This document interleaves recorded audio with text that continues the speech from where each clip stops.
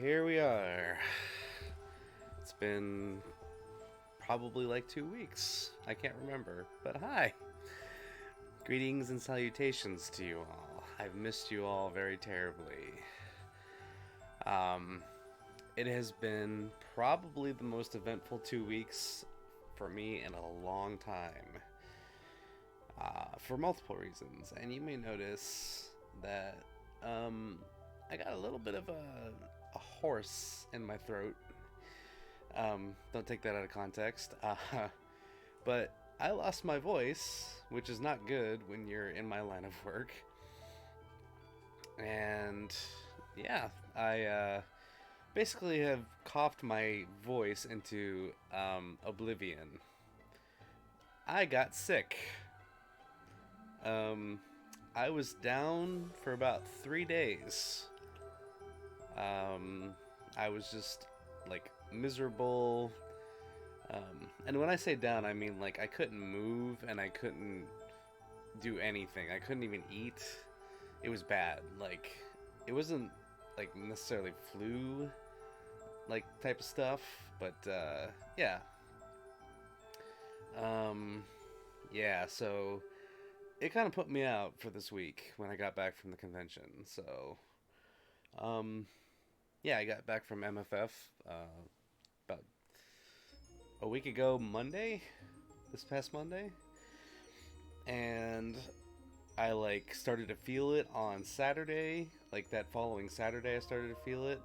I was like, okay, maybe I'll just stream Saturday. And then Saturday I was like, oh no, this is not good. And I just went to bed, woke up the next day, and I woke up again and it was Tuesday. That's how bad it was.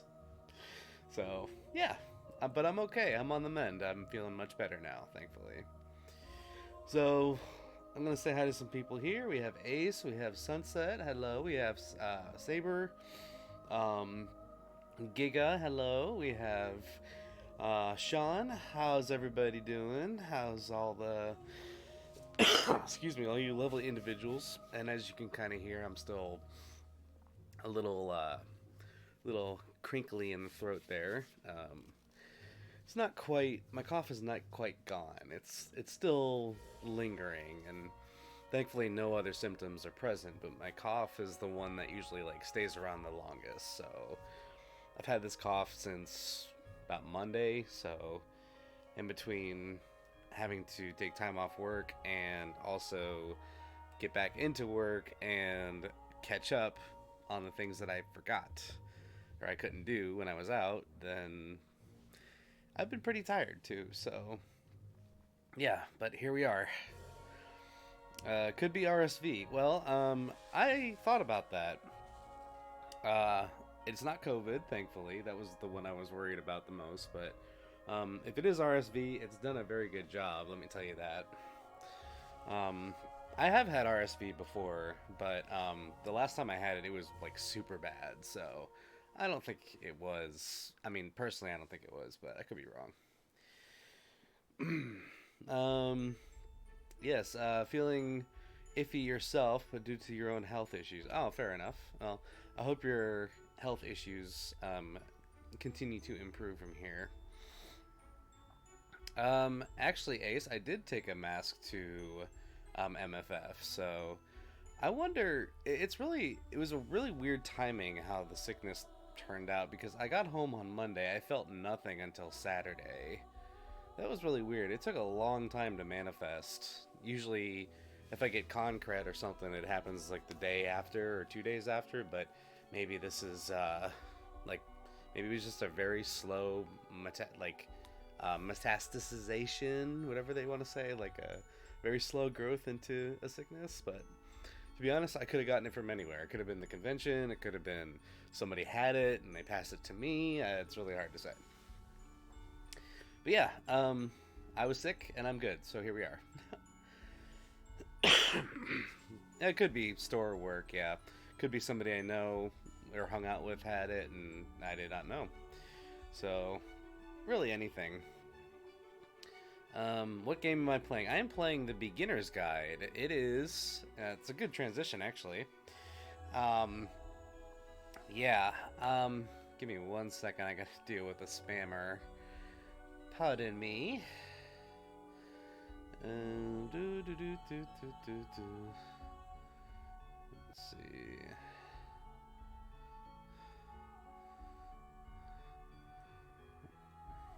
We have the promotional stuff here.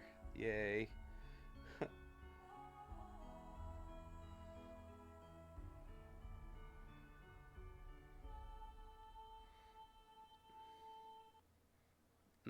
Those weird cuts in the music, I'll tell you what.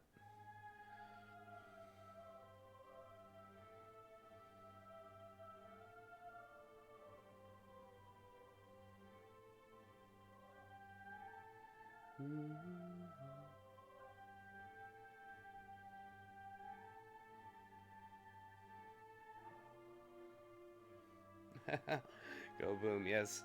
I love Christmas as well, yes, indeed.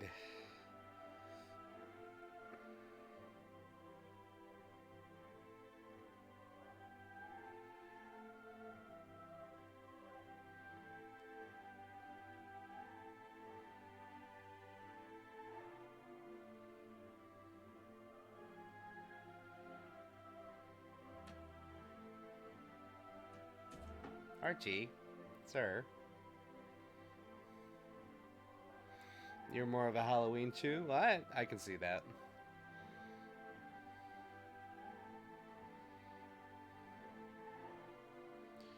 Okay.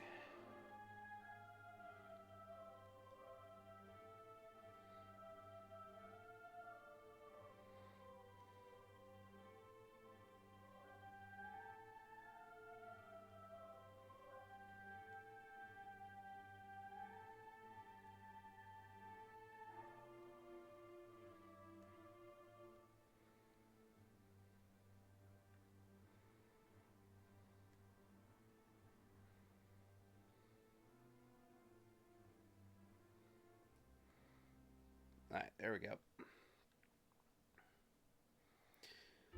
So one of the things, let's see.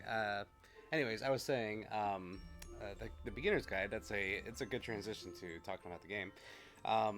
It's the same guy who made the Stanley Parable, made this game that we're gonna play tonight, and it's basically taking a bunch of old projects of games that were like unfinished and compiling them into one big game. And it's actually got a really nice message to the story. Sad but nice. You'll see what I mean when we start playing. But also, my cat is trying to get under my monitor. That's not allowed, sir. Can you move, please? Can you please get off the desk? Move off the desk, Archie. Archie, move off the desk. Excuse me. Come on. You're gonna make me get up, really? Come on. Come on. There you go. Thank you. Archie, I love you, but now is not the time, sir. Anyway, so I'm excited for this game. I've never played it before, but I have seen some of it, so I'm excited to give it a try.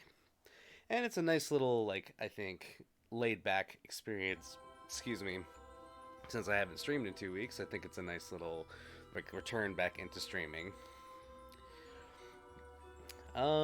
Yeah, so Christmas, Halloween. I love Christmas as well. I love Christmas and Halloween. I don't really have a favorite. They both have their perks. I also love Thanksgiving, so I think just all three holidays are like a number one for me. There's those days you don't feel like streaming because you don't feel good. That's you. Yeah, fair enough. Yeah, I was like bed and couch ridden for 3 solid days, so I just was like, I can barely talk. Like, and then I coughed so much that my voice was just gone after I started feeling better. I'm like, well, this is a problem. So I need my voice. I can't do things without my voice. What's my age again? Yep. So Saber, it's funny that you say that. I actually went to see a house band last night. A couple of my friends were playing. Furries were playing in a band at a small place in my town last night. They did a great job, and there were a lot of Blink-182 tropes that happened last night. So I'm very pleased with the outcome, and I'm like really debating on going to see them again next year when they come around. I think they're coming to Cincinnati, Ohio, or Columbus. So I will travel for 4 hours if I have to go see them again. They were so good. Excuse me. Sorry about the coughing. I gotta have a sippy, and I'll feel better. Mm. Also, hi Sunset. It's good to see you again. Um, I'm doing well now. Thank you for asking. How are you doing? As you probably heard, I am on the mend from being sick, but I'm doing much better. And as a matter of fact, fun fact, this is the first time I've been sick all year. Like, not even so much as a cold this year, and then I get knocked on my tail like the very last month of the year. It's just like, really? I was doing so well, and somehow I managed to get this. This is crazy. Ugh. You have coughing issues as well? Yeah, usually, so this runs in my family. Like, my family, we're very allergenic. Like, not meaning like we're allergic to a lot of things. We're just very like nasal. My whole family is very nasal. Like, we get congestion really bad. We get coughs really bad. We get allergies really bad, like to pollen and springtime and that kind of thing. And it's just my cursed genetics. So when a cough or a runny nose or congestion hangs on, it holds. It's bad. So I feel fine. Like, I feel like I could be 100%. It's just this darn congestion and cough that's still kind of lingering. So, um, oh really, Sunset? So, excuse me. Your Discord servers were randomly going down. Uh, maybe there was maybe there's foul play. Maybe are there um like hacks? What's going on there? What do you think? Like, it sounds like there's just like random attacks happening to your Discord servers, like they're getting hacked or something. Um, oh, there was an outage. Okay, that makes sense. Gotcha. Yeah, that happens sometimes. I know that the other server that I run on Discord, it'll get like random blips sometimes. Like, it'll glitch out. It'll have its issues, but yeah. So Ace, it's funny you asked me that about the Pokemon games. I recently, within like the past few days, got a brand new motherboard in my PC. So I am like fully functioned right now on my PC for a while. So I have a pretty mid build. It's not like the most fancy, but it's also like higher. It's a little fancier than a lot of builds that I've heard people have. So um, I did some bench testing, and I did get one of the emulators to work. So I'm hoping I can get fully, excuse me, get them fully running to do something with them. Because before I would have some issues with emulators. I think that was mostly because um, my CPU and my last motherboard, they could not communicate well. So things are much better than they used to be. So I can have a little more fun. Yeah. Um, let's see. Oh, you weren't the only one? Okay. Gotcha. And the weird thing is, it never happened to you. Literally, they just disappeared. Huh. Well, I don't know. Discord definitely is not without its errors and its sins and its trip ups occasionally, because just because of the massive platform that it's become, it's probably hard to maintain at times. Your allergies are debilitating. Y'all an allergist when you were told allergic to anything airborne. Oh, really? Wow. So you have to vacuum a whole house every 2 days and have two industrial strength air filters running. Wow. So I take it you do take precautions to conventions? Because that's yeah, that's something. I hope you're not on any like crazy medications either, because those can be, a lot. Cat, fox, and wolf dog. Yes, wolf dogs are my cousins, distant cousins. That is. Let's see. Mobile dashboard. Yeah, cool. Um, um, Oh, Katie. Hello, Katie. Says hi, Sammy. I'm new to the stream. I watch your channel, and I hope your and I love your ASMR videos, and I've been watching most of them. Well, thank you so much. I really appreciate that. Thank you for your support. Thank you for being here as well. I always love hearing when people enjoy the content because it makes me feel encouraged to do more and to do them better. Excuse me, you'll have to pardon me. Still kind of fighting off something health wise, but yeah. Thank you so much for your kind comment. I really appreciate that. Let's see.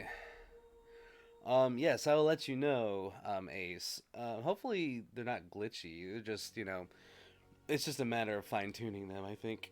Ugh, excuse me, hiccups. Yeah. Me too, Katie. I really appreciate it. Yeah. So I wanna give a shout out real quick before we start the game because I've been chatting for a little bit, but um, thank you, Katie, for your kind words, and that reminded me. During MFF a couple weeks ago, can't believe it's been already 2 weeks.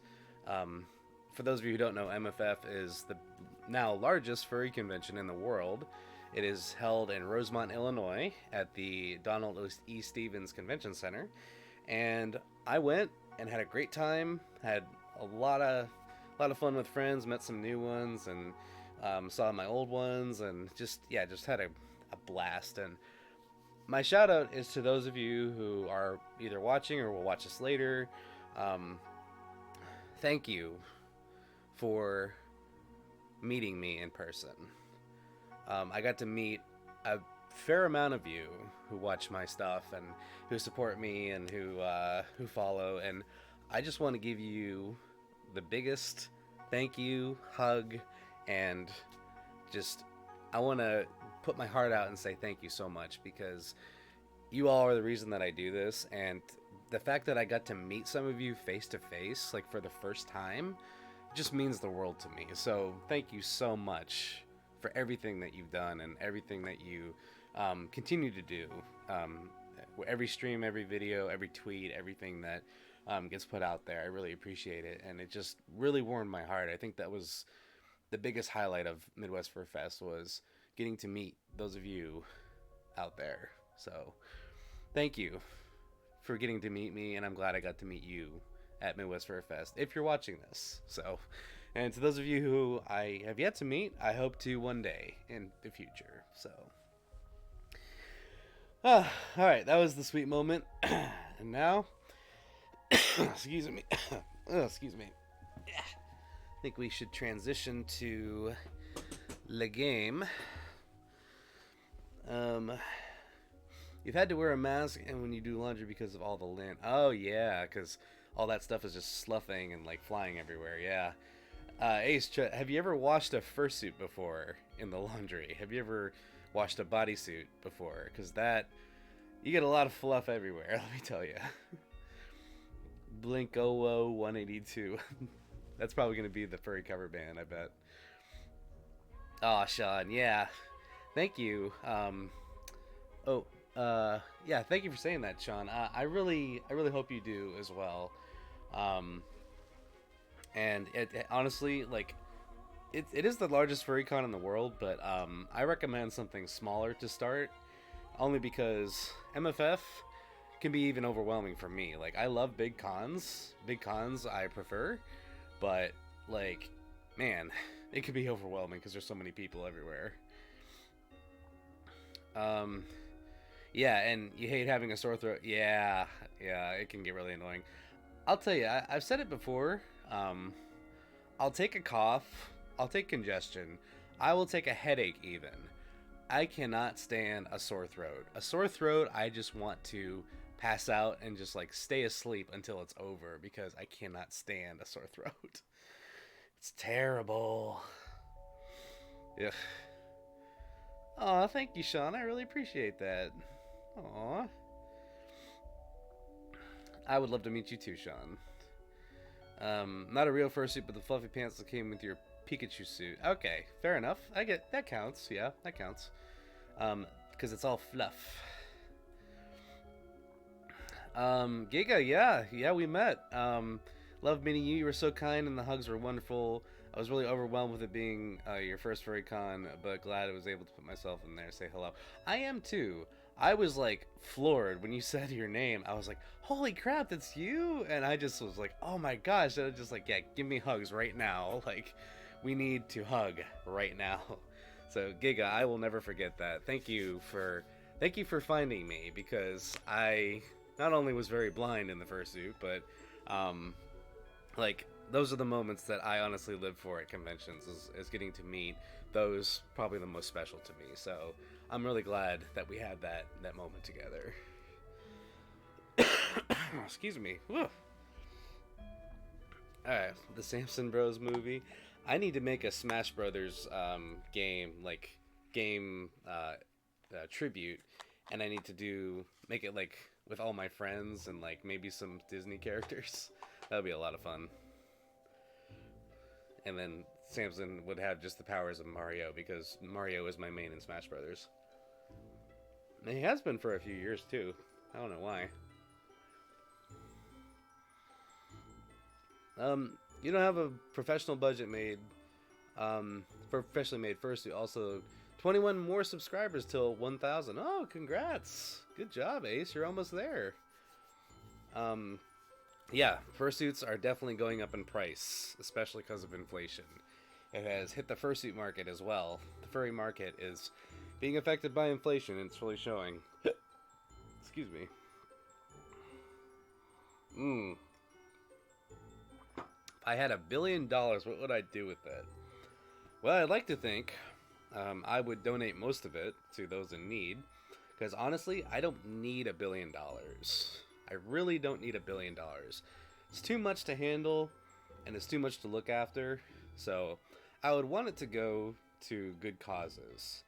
I would want to keep a portion of it just for living, so I'd probably save just enough so I can retire.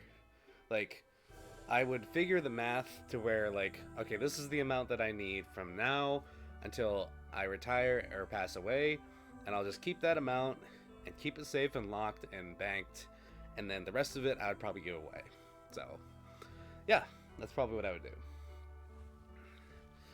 Alright, well, we're going to do a little fade out, and we're going to get started with the game. I'm very excited for this game because I have seen it a number of times, and I've never played it, but here we are now. What does the Sammy say? The Sammy says, mew. There we go. I voice crack on that. Mew. There we go. Alright, let's see if this works. I tested this earlier, so theoretically it should work. Let's try it. Here we go. Hey, it worked. There it is. Okay. Hopefully the audio is good for you all. Excuse me. And one of the reasons is I switched from OBS Studio to Streamlabs recently, so it should be okay. It should be all my settings transferred, thankfully. But yeah, I'm hoping that everything sounds and looks okay. All right, so let's see if we can. Yeah, we need closed captionings. Thank you. All right. We're not doing gamepad. We're doing keyboard and mouse, just like we should. Okay, Ace. Yeah. Enjoy your Pokemans. You just put up your tree today. Very good. I still need to put my tree up. I'm very lazy. Alright, here we go. Beginner's Guide. Here we go.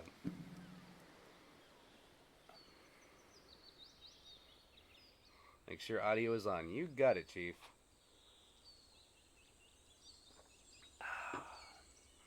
Okay. Pretty self-explanatory. Hi there. Thank you very much for playing the Beginner's Guide. You're welcome. My name is Davey Reedon. I wrote The Stanley Parable, and while that game tells a pretty absurd story, today I'm going to tell you about a series of events that happened between 2008 and 2011. We're going to look at the games made by a friend of mine named Coda. Coda, okay. Now, these games mean a lot to me. I met Coda in early 2009 at a time when I was really struggling with some personal stuff, and his work pointed me in a very powerful direction. I found it to be a good reference point for the kinds of creative works that I wanted to make. So just to start you off, this is, I think, the first game he ever made.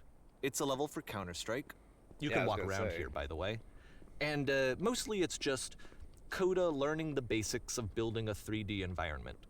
Okay. But what I like is that even though he starts from the simple aesthetic of a desert town, he then scatters these colorful abstract blobs and impossible floating crates around the level. And of course, it destroys the illusion that this actually is a desert town, and instead this level becomes a kind of calling card from its creator. Okay. It's like a reminder that this video game was constructed by a real person. And it kind of makes you wonder, what was going through his head as he was building this? This is what I Probably like about all of Counter-Strike. Coda's games.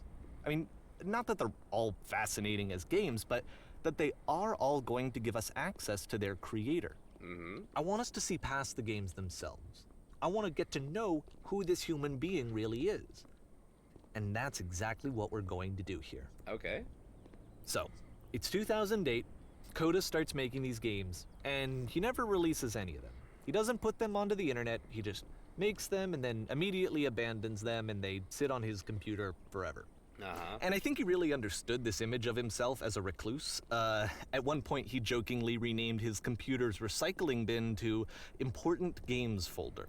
That's So, funny. you know, this was just how he worked. He tended to crank them out one after the other without even really pausing to try to understand what he had just made, until suddenly one day, he just stopped. In 2011, that was it. He made his last game, and then he hasn't made another one since. Really? And that's why I've taken this opportunity to gather all of his work together, is because I find his games powerful and interesting, and I'd like this collection to reach him, to maybe encourage him to start creating again. And if the people like you who play this also happen to find his work interesting, then I'm sure it'll just send that much stronger of a message of encouragement to Coda. So thanks for joining me on this. If you have a particular interpretation that I haven't mentioned here, or if you just need to get in touch, you can email me at daveywreden@gmail.com. You got it. I won't. Okay, that's about it for introduction. Let's take a look at Coda's first proper game.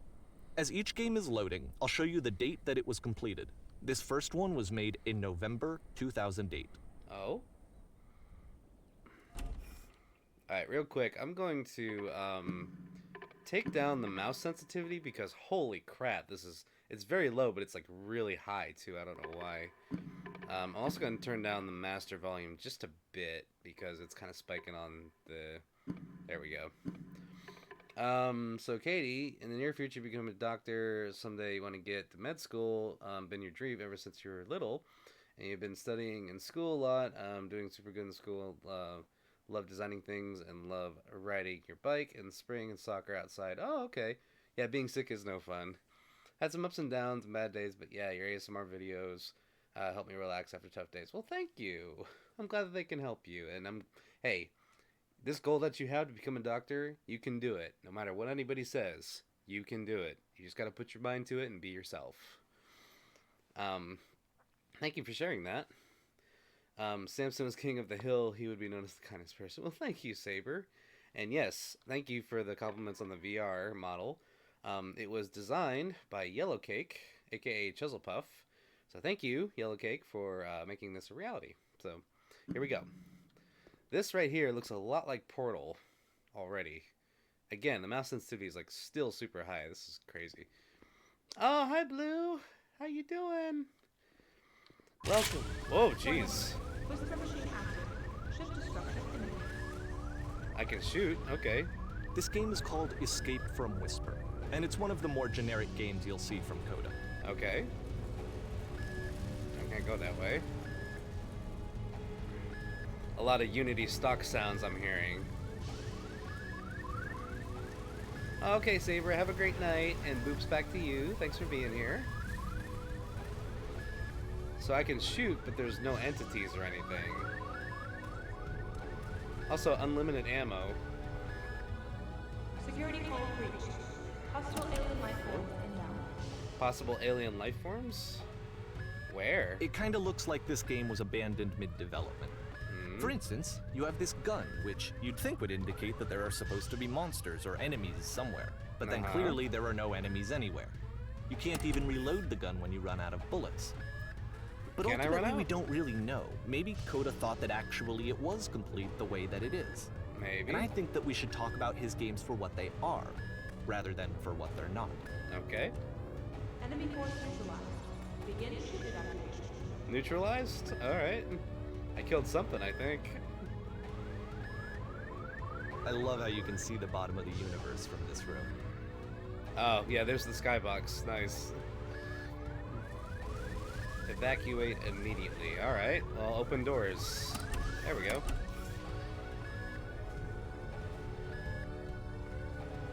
It suddenly turned into Doom. Apparently, this space station has a labyrinth on it. Sure, I don't know. Okay. There's really no reason for it that I've ever been able to discern, so in the interest of time, I'm just gonna skip you on past it. Oh, okay. But I wanted to go through. Okay, this is the part that's interesting. Really? The game has this narrative about the whisper machine and how it has to be turned off when you get to the engine room. Hey, you there, in the engine room. Hi. You could save us all. That Okay. beam is powering the whisper machine. We could disrupt it by introducing a great enough heat signature. If your body could stop the beam. Okay. It's so much to ask, but for all of our lives, would you do it? Yes, let's go. Could you give yourself? Yes, let me in. Give me this beam. And he's dead. Let me pause here for a second. What you just experienced, stepping into the beam and then dying, is probably what Coda had initially intended when he was developing this level. Alright. But when he first compiles and plays it, something goes wrong. There's a bug somewhere. And this is what happens instead. Oh, so you added that, I see. Alright, so beam. Oh, I'm flying. Ooh. Ooh, this is pretty. Whoa. You can even see the line, like the texture line The up beam there. causes you to start floating. Whoa. And this is an important moment for Ooh. him. Because yes, this is technically a glitch, but Coda identifies something human about it. Like how small it makes you feel in the face of this larger chaotic system. Or this floating could be the afterlife, a peaceful place, juxtaposed against all of the hysteria that you've just had to traverse. I don't even know. I have no idea what he was thinking, but what's clear is that after making this, something lodges itself in his brain. He wants to do more of these really weird and experimental designs.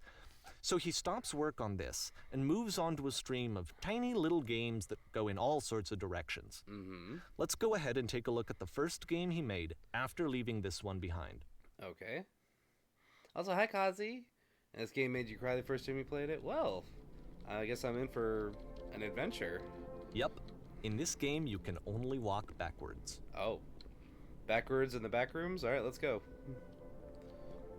So I can't even strafe left or right. I have to just go backwards. Oh, I need to, okay, I look my way into the turn. Got it, okay. So it's a short and relatively minimalist experiment combining motion and narrative. It is less advanced than the previous game, but actually it seems to be more focused, more complete. Coda's trying to give it a unique voice rather than simply basing it on a pre-existing trope. Okay. Why does the future keep changing? When she stops and looks, it becomes clearer. Okay. I should hope so, but I don't know what's behind me. But if the future is always behind her, how will she find the strength? To confront it? Good question. It's a short little thought, it says what it wants to say, and then it ends. Didn't need anything more than that. Which to me is why it works, because it gets out quick. Okay, next one. Okay, next one. Oh, I don't like this already. Creepy game. And it's got the light beam. I don't like this. You are now entering scary times. Uh-oh. Possible trigger warning to those of you. There might be a jump scare. I hope not. What? And that's it. Okay, the meaning of this game won't be clear just yet. Please be patient with me for a few more games, and I promise you'll see what makes it interesting. Okay. So no jump scare, got it. Oftentimes, Coda would put bizarre titles like this one at the start of his games. Oh. Ooh, I like I this. wish I'd known him at the time that he was making these early games. He would really only talk to me about his work as he was making it. Okay. Once he stopped work on a game, like, that was it. It was dead to him. And I don't agree with that at all, but what are you gonna do? Oh, maybe he just feels like... Maybe this is just his creative outlet. Maybe he just wants to make games to kind of like get that creative itch flowing and scratch it. I don't know. Who knows why anybody does anything? Let's be honest here. You had a similar experience as a game dev to Coda, so it hits very hard. Alright, fair enough. I don't understand game development fully, but I can appreciate stuff like this. This became the Mario stairs all of a sudden. I'm slowing down. Once you've been slowed to an absolute crawl, the door at the top of the stairs opens. Oh my gosh. So why, if Coda's not showing these games to anyone, why bother opening the door at all? Let's go. Well, to Come show on. you, I'm modifying the game here so that when you press enter, it'll bring you back up to full speed so you can enter the door for yourself. Okay. Enter full speed. Got it. Thank you. So what's in the door? It's a PlayStation Home? Stand on X, staring at bear for 3 hours? The game only motivational quotes played after each other. The player cannot move. A room that's warm and nice and filled with little ideas for games. Oh, ideas. Okay. You are a gate. How did he know? Coda would often tell me that he didn't mind if people thought of him as cold or distant. He said that he knew that he was actually a vibrant and compassionate person, but that it takes time to really see that. Interesting. It can be a very slow climb to get there. Oh, I see the metaphor. Okay. Press U to surrender? Nothing happens? Why do I have to be so cute? Because you all are cuter than I am, so I get it. It gets set onto me, I suppose. Your grandma tells you, even though in spirits she's with me, she passed away in November. Oh, I'm so sorry to hear that. It's been 3 to 4 years since her passing, but it's hard. I'm managing, staying strong. I had lots of deaths IRL. Oh, I'm sorry to hear that. Unfortunately, it's part of life, but, you know, I'm glad to hear that you're keeping on the way you are. That's what they would have wanted. You get to the end, and it'll hit you like a brick at some point. Oh, fair enough. I'm looking forward to that. Hopefully we can do this all in one playthrough. We're gonna see. Also, hi, Chomp. What's up, dog? How you doing? Well, this is new for Coda. It's an actual puzzle. Is it? Go ahead and see if you can solve it. Okay. Hit the switch. Ooh, darkness. Oh, I thought this was like an abyss or something, like I was gonna fall, but no. Oh, I think I know what to do. Gotta hit the... There it is. Don't forget that solution, because we're going to see this puzzle again soon. Okay. We're gonna see it a lot.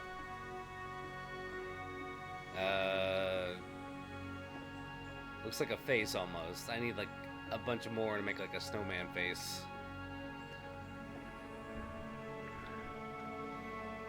2 hours? Okay, cool. That's perfect then.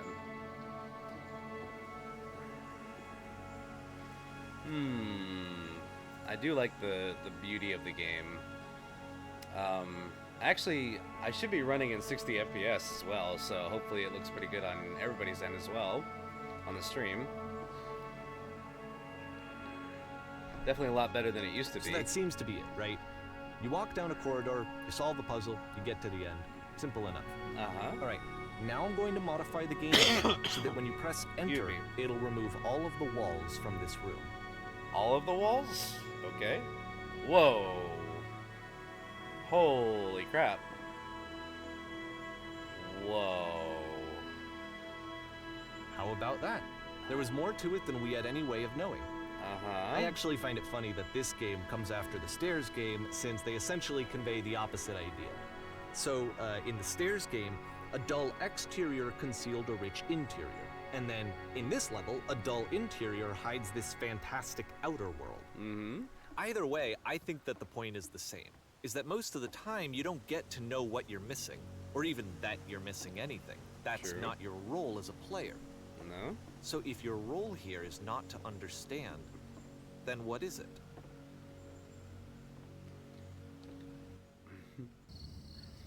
Okay, Jump, I shall do that.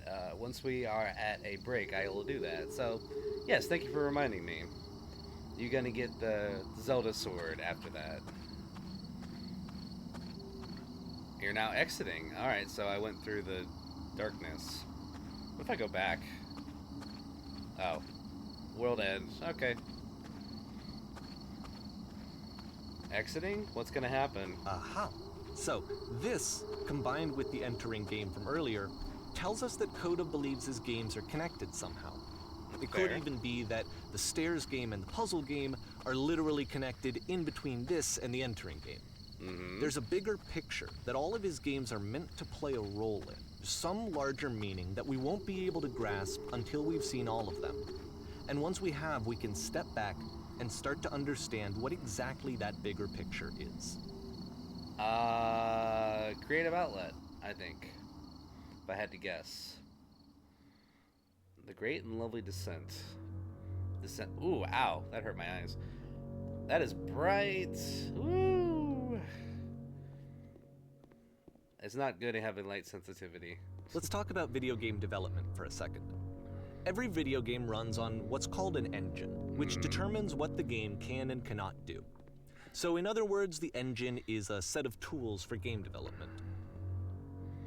The Street House Fool. To make all of these games, Coda is using an engine called Source. Source. Like yeah. all engines, Source has certain things that it does well, and it has certain things that it does poorly.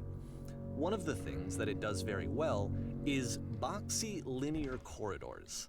That's why so many of Coda's games are set in these large, flat, empty rooms, is just because he's working with what the engine does well. I'm gonna take a squat for a second. The tools available to the creator shape what There we kinds go. of creative work they're going to end up making. You might consider paying attention to the architecture in Coda's games, to notice how they seem to stem from an engine that's very good at producing linear, boxy corridors. Can I go over there? I can. Oh, the door doesn't open. Aw, that's disappointing. Ah. Alright, Chomp, enjoy your pizza. Get the nums. I just had some myself. Oh, wow. This reminds me of Jazz Punk. This has got like a... Oh, I can fall. Oh, crap. Oh, I can fall. Oh, that scared me. Okay. We're okay. We're fine. Ooh. Wow. This is tripping me out. This is like next level. This is like, the beginning of Monster House, if any of you have played that. I think it's Monster House, where you're going through like that whole like dark space with the dots. I almost did a splat, yes. Thank goodness I don't have fall damage. There's no danger in this game, it's too emotional for that. Well, fair enough. Emotional damage. That's what we got. Woo! Whoa. Alright. I want to try and do this correctly, but probably not correctly. Suddenly turned into Fall Guys. Wah. Wah. Don't get pukey, Sammy. It's fine. Wah.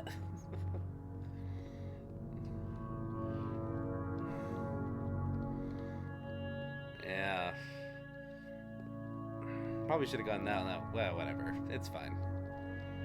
So... Oh, there's a thing down here. Okay, let's go. Vertigo? Yeah, very much so. Just from the... you know.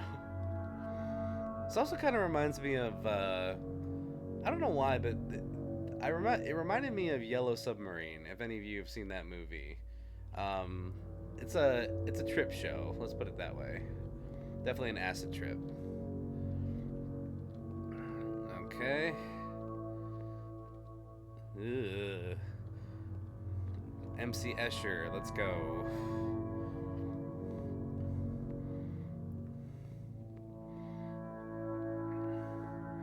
Ooh, okay, so we have the Half-Life train station now. Acid Trip? I hardly knew her. Ha ha. Yeah, they call her Acid because she's the Acid Queen. The Gypsy, the Acid Queen. Oh. Oh, I can't go back. Okay. Alright, let's go. Also, I can't run either. I can only, like, jump, crouch, and all that, so... Oh, okay. But I want to go that way. There's a thing over there. Why can't I... Okay. That's fine. What? Whoa. I am the walrus. But here's another clue for you all. The walrus was Paul. Oh, I have to go this way? Okay. This prison, funny enough, in Coda's original design, the doors stayed shut for a full hour before letting you go. Really? If you don't mind, I think we're gonna skip that. I appreciate that. This is something that he and I used to argue about a lot. You know, whether a game ought to actually be playable, whether it means anything if no one can get through it. And I would always defend that, you know, all this work goes into the game, why not make it playable and accessible? And so we just got into heated arguments over it, and there was one time that after one of these conversations, he went home, and a day or two later, he sent me a zip file entitled Playable Games. Ooh, that's that a was burn. full of hundreds of individual games, each of which was just an empty box that you walked around in, and nothing else. Uh-huh. Believe me, I played every single one of those just to find out if there was like a gag hidden somewhere. There wasn't. There wasn't. So you played hundreds of games of the same variety and nothing else. Wow, this guy is dedicated to his message.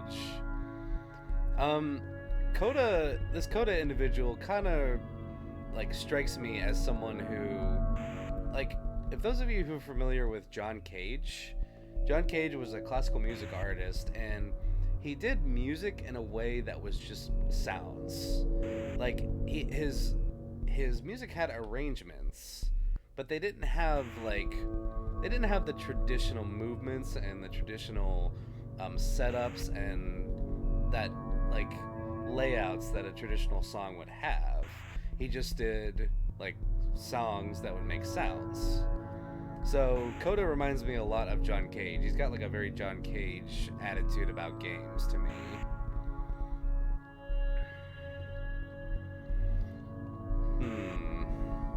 Which I can see why. Like, if this is how he wants to make his games, then by all means, go for it.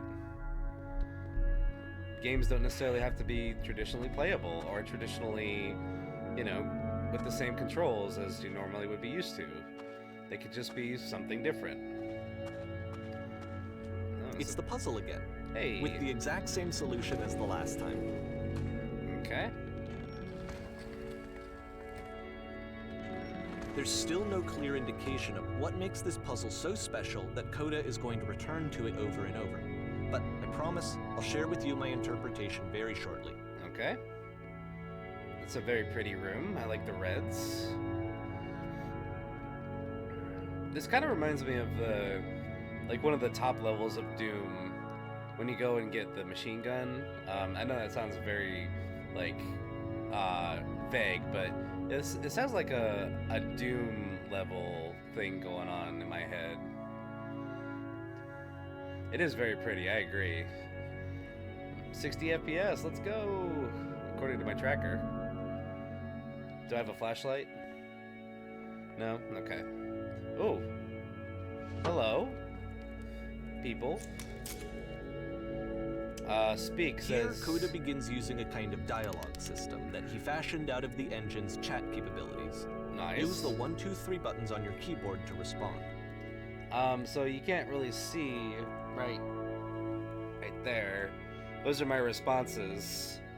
And the question is, you there, did you come from above what was up there? And I can either say, yes, there was a world stamped with whiteness. Yes, there was an enormous prison I spent hours in. Yes, there were these floating colored blocks. I'm gonna say number 3. There was a floating world colored blocks. That's the world above. You've been there. Now this is important. You have to get through a puzzle with doors and switches. The answers are yes, I did. That was literally the last thing I did before coming in here. No, I don't remember having to go through any puzzle, or I prefer not to tell you. After all, we've only just met. I wonder, do I be cheeky or do I be truthful? I'm gonna be truthful. Let's see what they say. Again, perfect. Now please tell us how you solved it. Tell us the solution. Tell us how to get to the other side. My answers are, I don't remember how I solved it. I'm trying to remember, but I can't. I didn't solve it, someone else let me in. Or 3, trust me, you don't want to go over there. I'm gonna say... I'm gonna say I don't remember, because that seems like the most truthful answer. You must think harder, please try to remember. It's important that we get out of here. We must escape this prison. Can you think harder? There must be something more. Please tell us how to reach the end.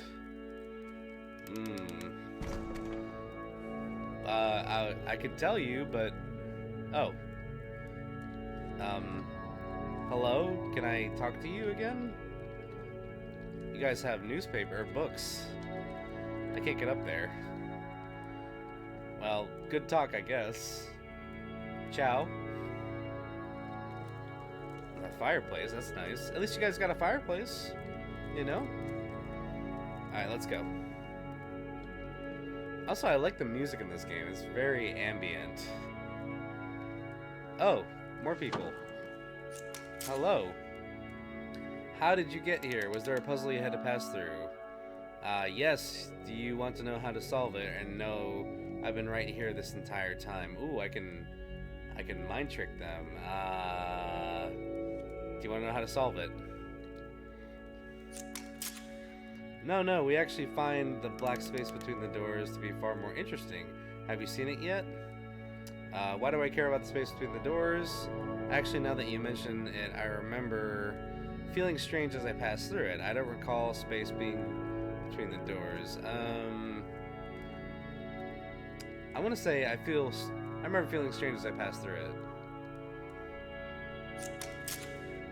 Don't think too hard about it, okay?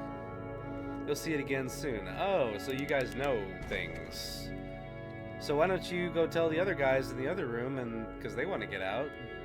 Are you guys holding those other guys in here for some reason? Maybe? I don't know. Alright, well, good talk. Ciao. Ciao and Mao. And so we make one last descent down to the final floor of the level. Alright. Spiral staircase. Ooh, claustrophobic. Here we go.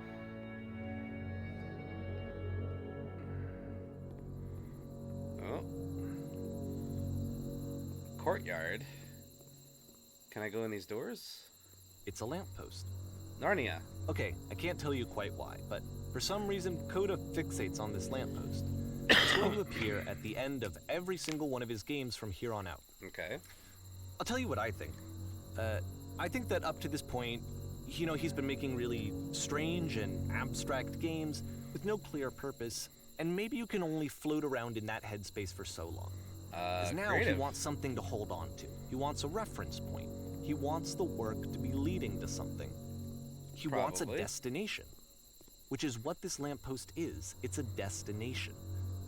We're going to see it in the work as well. His games are just going to become a lot more cohesive, a lot more fully developed, with more of a clear idea behind them. I hope so. And as we go, that idea will get clearer and clearer and clearer. So yeah, he's telling a story with his games. That seems to be the idea. Lamppost, good to meet you. Alright, April 2009. This game is connected to the internet. As you walk around, you can leave notes. Really? All the notes you see are left by other players. Alright. Well, oh. Looks like the it looks like the starting room in Steam VR. Kind of has that vibe to it. Nice room. Not. Okay. So other players wrote these. All right. So first off, I'm sure you can deduce this, but this game is not connected to the internet. All of the notes that you're gonna see have been written by Coda. Okay. This was actually the first game of his that I ever played. This was shortly after I met him at a weekend game jam in Sacramento, where I grew up. I saw him working on this very level, and it was just so different from anything that anyone else was doing. So right away I was like, I have to be friends with this person. In retrospect, I think I was probably a bit too pushy, trying to get his attention. Probably. Maybe. I was over enthusiastic. Whoa. But he was very gracious about it and very patient with me. Well, that's good. And I cooled off eventually. Huh. Whoa. Holy, watch your language there. Can you guys hear me? Yeah, I can hear you. The ADHD trap, yeah. Hello. Hello, text box. Feel free to skip over any of these notes if they're not doing anything for you. Nothing extra is going to happen if you read all of them. But I'm Either a way, completionist. to me, they convey a sense of loneliness. I see this person who's filled with thoughts and feelings and beliefs and has no way to express them except as scattered and unheard voices in a game that wasn't meant to be played. This place makes me sad. Aw. I actually kind of like this place. But it's ironic, isn't it? That in playing this game and seeing how alone Coda often felt, that we get to know him better and actually kind of connect with him. And I have to be honest with you, this idea is really seductive to me. That I could just play someone's game and see the voices in their head and get to know them better and have to do less of the messy in-person socializing. Okay. I could fair. just get to know you through your work. Yeah, exactly. I think this is why I always liked Coda's games so much, is because it felt like they let me have that connection. I felt as though he was inviting me personally into his world. And then I feel less lonely too. Well, that's good. You're connecting with him in games. Also, I like how the narrator said, you don't have to read all these notes, and then I go up to one that says, everyone needs to read this. I'm like, alright, I read it. Don't be afraid, do care. This game is so nice. I would like it when I could. Okay. Do you feel like a hero yet? No. Cool cavern, bro. In a world full of notes, one man will read all of them. This summer you will believe blue speech bubbles can talk. Well, I mean, on iMessage. We're running out of space. Soon we will suffocate. There are too many messages, yeah? Why? I don't know, why not? Hey, I can type here. I'd rather be doing literally anything other than playing this. I wouldn't. I like this. This is kind of cool. The guy over there wrote much wrong. You're saying he wrote the word much incorrectly, or he wrote too much wrong? Again, I cannot run, so just gonna have to deal with the speed. Excuse me. What the S is this cavern? It's a cavern with wood and with grass and concrete, you know? Boring. I don't think it's that boring. I can assure you, guarantee that there's an acorn somewhere here in this place, and the sailors are looking for it. Well, we must get to the acorn very soon so we can get it to the sailors pronto. Pronto-like. Hey guys, just looking for someone to talk with. Me too. I refuse to believe what? But. I need to go to the frickin' bathroom. Hey, me too. I always need to go to the bathroom. Recognize me, please. Alright, I am recognizing you. You are somewhat spherical and, like, isosphere shaped with 3 dots. I recognize you. There's nothing here. Go back. I don't believe you. Don't listen to that guy. Okay. That's funny. A free t-shirt. Hey, alright. Beginner's Guide t-shirt. Let's go. Need other side door. Why you so... Makes game includes door cannot open door. Thanks. Open sesame. Door how open. Just walk up to it? I don't know. Oh, okay. There's a thing over here. Someday I'll meet the person who made this. That's because it's you, Coda. We are all Coda. I help people because of the internal good feeling I get. Alright. Good. Good for you. New room and Art Deco. Nice. Do you hear the chimes? Keep going. They keep going, don't they? I would like very much to be desired. Aww. Some of these are sad. It's not very crowded here. Just a lot of bubbles. I agree. Scared of writing something. Don't want to feel judged. Aww. You can write whatever you like. Oh, don't bother. You can go here, I think. Okay. Welcome. Congratulations. I don't really know where to go with this. I do. Just gonna keep reading, I guess. This is where I get off. Well, let's not be hasty here. I failed to write anything here, but you just did. I am compelled to what? Stop, turn back. Proceeding further will only result in misery. Oh. Well, we'll find out. Take my hand, let's jump together. Let's not, thank you very much. These are funny, but there are a lot of them. Yes, there are. Cabbage shapes our nation. We live in a cabbage society. Yeah, I agree. I don't know if I'll read every single one of them. I cannot, well, I can't even jump down, so that's okay. What is that painting? It's abstract, I think. It does not matter if you ever get over there. Oh, okay. Hey, don't talk to me that way. Don't talk about me, or don't talk to my son. I think this is not going anywhere. Like too much. Can't believe someone wrote all of these alone. Yeah. I need someone to talk to. Aww. I think some of these are repeating. What is that? A note? Don't listen to the other notes. Alright. I will listen to you, I suppose. I am not safe. Oh dear. It must have taken an eternity. But then again, a guy who makes a game where the jail cell opens after an hour, and then he makes hundreds of games that have the same plot, I think this guy has time, you know. Painting. What does it mean? Whoever made this has issues. Oh dear. Talking about yourself. Art. Hey guys, how's it going? Just hanging. Help, I'm trying to speak. I think it's about the things look messy from up close, perfect from far away. I mean, I can see the symbolism, I guess. From up there, it looks like dots. They are dots. Also, I hear whispering. Should I be concerned about that? Cabbage shapes our nation. Yep, these are repeating. Okay. Spoilers. It doesn't mean anything. Well, how do you know that? It's the meaning that you put on it. Devil Tower Star. Okay. Maybe I'll feel real someday. Aw. You are real.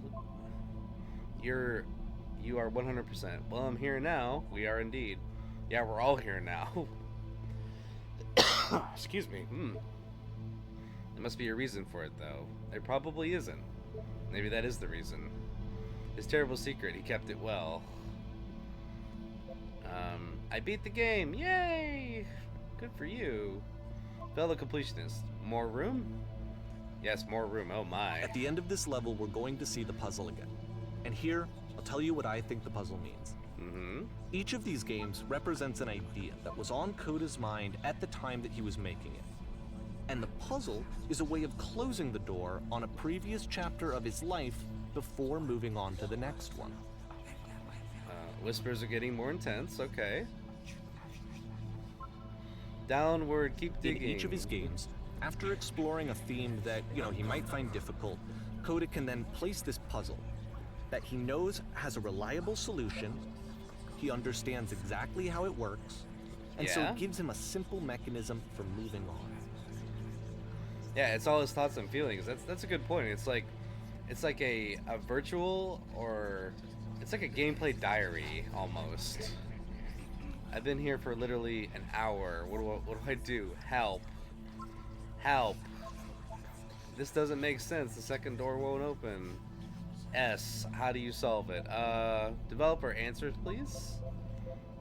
And because there's this dark area between the doors, a space between spaces, before you move on, you get to pause.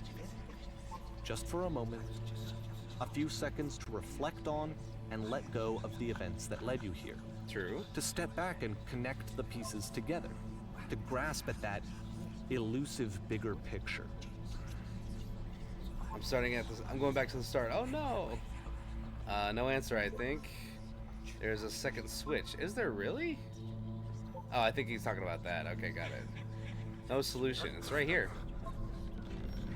There's no solution. No solution. It's an echo chamber of intrusive thoughts and ADHD. Yeah. And typewriters, apparently. How do you leave notes? Well, you just did. Oh my gosh.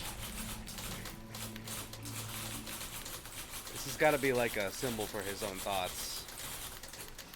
Are you there? Please say something. It can be anything. I just need you to say something. Talk to me. Are you having so much difficulty talking? Speak, speak, speak. Oh, wow.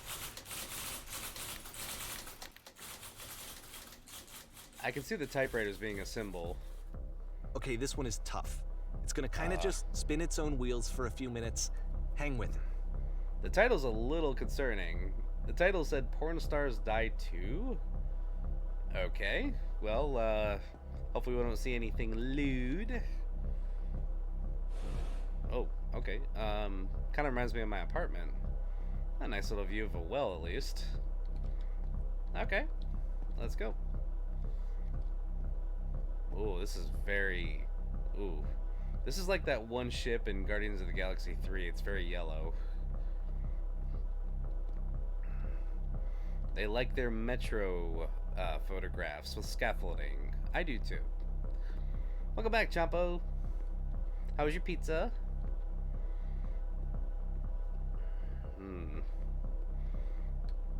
Turning into HQ residential house, probably. Whoa. Oh, we're in the well now. This is it. The whole game. And there's nothing that's particularly interesting about it. You just walk to the end of a hallway. Oh, door closed. Except, for some reason, Coda gets really fixated on this prison that has all of this modern furniture. And I don't know why, but he decides he needs to revisit this prison. He's gonna start over, use the same assets, turn it into something else. Okay. Okay, cool. Here's version 2. Version 2? Oh, it's like minimalist. Also, hi, Red. Yes, I missed you too. Thanks for being here. I appreciate it. What furniture ought to go into the center of the room? And my options are, how about a TV with surround sound, a refrigerator, which I think is misspelled, and put a giant hole in the ground. Let's put a giant hole in the ground. Oh, well, you just went with the coffee table. Okay, cool. This will be a theme. All right. Okay, now what about along the wall of the room? Let's put a huge picture of a horse. I like that one. I'd really like a washing machine with machine. 10 stoves lined up along the wall. Let's go with the horse. Horse picture? Okay, couches. Just don't listen to me, I guess. Let's see. I think we should light up this room a bit. What should we get? A skylight ceiling window. Let's open this baby up. Thinking a 10 by 12 recessed electric 6-inch soft LED ceiling lights with fluorescent trim. Ooh, that sounds fancy. We'll put live Tesla coils in each corner. Yeah. Yeah, let's go with Tesla coils. Oh, the Pixar lamp. Got it. Okay. And a table. You need a table. Who are you? Where exactly are you doing this from? I'm pretty sure none of the choices are making any difference, and tables were invented in 1935. I think that's a lie. Tables have been around for a long time, so yeah. Let's go with the 1935 option, because why not? Oh, that is a very... Whoa. Okay. There's a bit more to this one, but still, it's not really communicating anything. It's kind of just weird for weirdness' sake. Backroom's weird. It's more like it. Red, have I noticed anything So, different? okay, he throws it out and starts over. This time he comes at the prison idea from a different direction. I noticed you changed your persona, Red. That's pretty cool. New design. Please walk forward. Okay, whatever you say. This guide will enable you to escape any prison environment. Well, that's a relief. Follow the instructions carefully. Take care that you remember each step. Do I have to remember every single step that I take? First, click on this table. What table? It's just... Oh, it's a glass table. I was like, there's just legs. Click on the table. Oh, okay. Go over to the photo frame and click it, turn it slightly. Oh, okay. There we go. Now turn the floor lamp on this room off and turn it back on, okay? Click. Click. Okay. Now go to the left sofa, move it over a little. Alright. The left sofa. Alright. There we go. Finally touch the shelves. Shelves. Alright, that's it. In a real prison, the escape will now open. Return to the start to be taken back to your prison. Okay. Return to the start. Sure. It feels like an IKEA, yeah, basically. Return. The big return button on the keyboard. Oh, here we are. And of course, now the table is gone and you can't begin the chain of events to escape. I got a nice little apartment. Here's a version where there are no bars, but you can't actually get to the well. And then a version where the inside of the prison is the outside and the outside is the inside. What? Let me just blink you real quick through a few more of these. I mean, he really unloaded on this prison idea. There's nearly a dozen of them.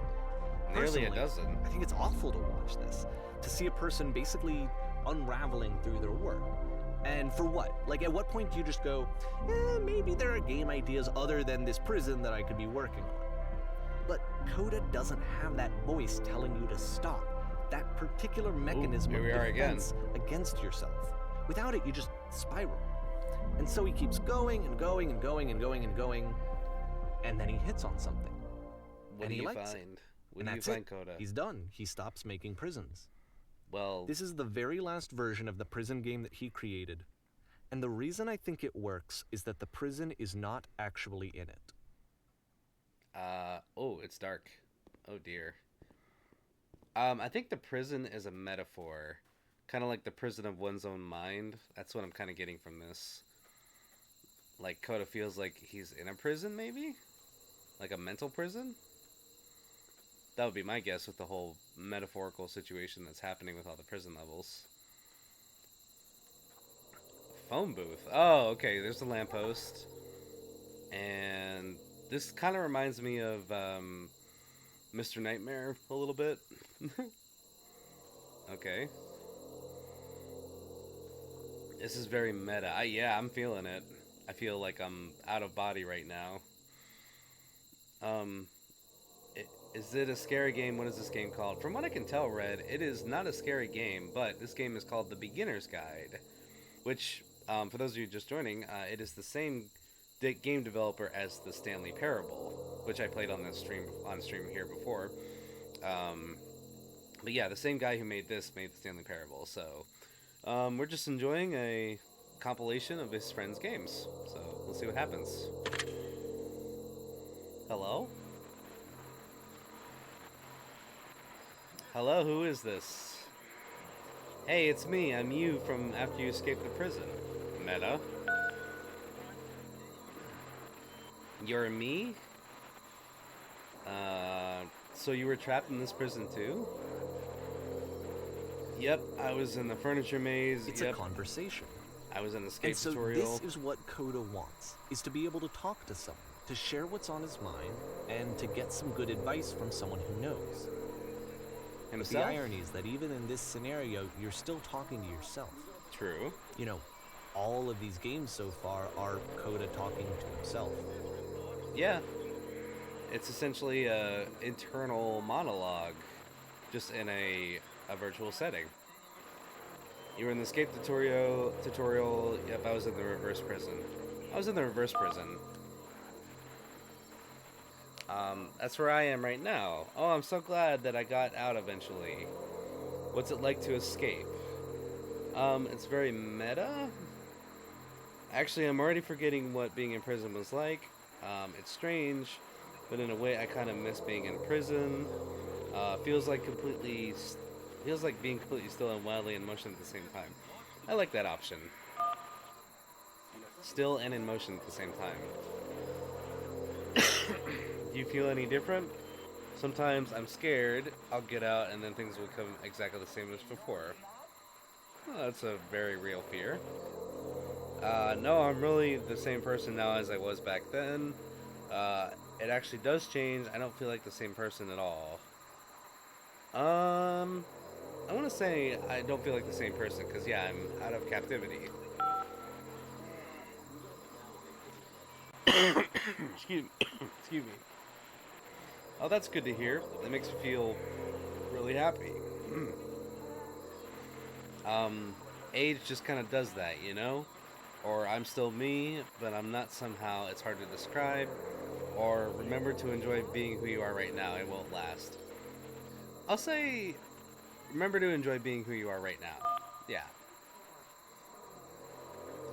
Wait, if you're a me, then did you get a call from another version of you when you were trapped?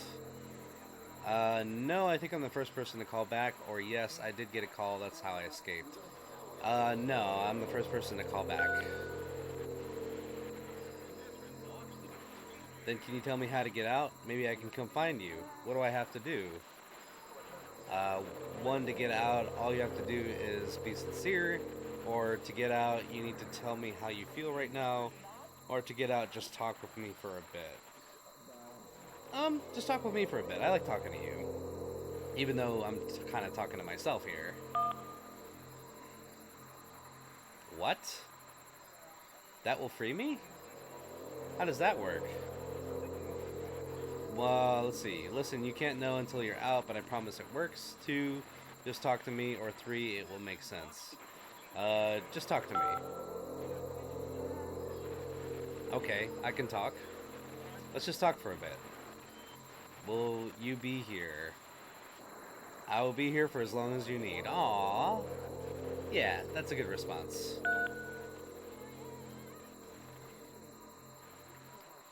That's sweet. I can see why he considers this a fitting conclusion to the prison games. After all of the obsession and frustration, just to be told by someone you can trust that things are going to be okay. Mm-hmm. Wouldn't that be nice? Yeah. Somehow they do. So what would it look like if Coda wanted to make a game about talking to someone other than himself? Good question. He could talk to you, Davey, I guess. To me, this environment is meant to represent Coda's puzzle, with the 2 doors on either side and a dark transitional space between. Mm-hmm. It's a very nice design. I like this house. Okay, Red, so you shapeshift now. That's cool.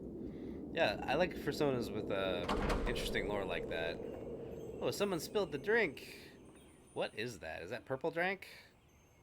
Yeah, that is squid ink. I don't want to touch that. Ew. Oh, hi. Well, my goodness, I'm glad as all heck that you showed up. Though I might have to clean this entire house all by myself. Right miserable that would have been. Everyone knows lonesome hands make lousy homes. You'll notice that the quality of the art is a step up from previous games. Sure. Including this new and improved chat system, which he started using from this point on. Nice. From here on out, he begins putting much more effort into the visual polish of his work. And this particular game took 2 months to create as a result. 2 months? Wow. I can say, don't worry about me, a place that is nice. I'll be glad to stay here all night. Lousy homes make home loners? Okay. Are we cleaning this whole place? 3. Cleaning this whole place. That's the story, little one. Okay. Oh, don't you worry now. We'll be through this mess in no time. I promise you'll wish there was more. Okay. Why don't I finish up here? In the meantime, can you please clear the table? Of course. I can help you. There we go. Much nicer. That's the table I want to see. Now, would you please run to the bedroom and make the bed? Absolutely. Oh, look, the dish is in the sink. That's nice. Also, we eat off of pizza pans, I just noticed. Bedroom, huh? Okay. Boom. There we go. While you're in there, why don't you straighten up the rug a bit? All the little details matter, indeed. Can I clean up these papers? How about this book here? No? Okay. Do you enjoy being a house cleaner? How'd you end up doing this job? It's been a long time since I've seen a house this messy. I don't want to be rude. Do you enjoy being a house cleaner? Mr. Chatbox? Well, I don't enjoy it as much as I need. While I'm working, I feel a kind of calm and rest the pit of my ribcage. Oh. My soul just can't be soothed any other way it seems, which I guess is all that matters. Oh, that, and tidy the couch. Would you straighten the pillows and the sofa out there? Of course. I shall help you.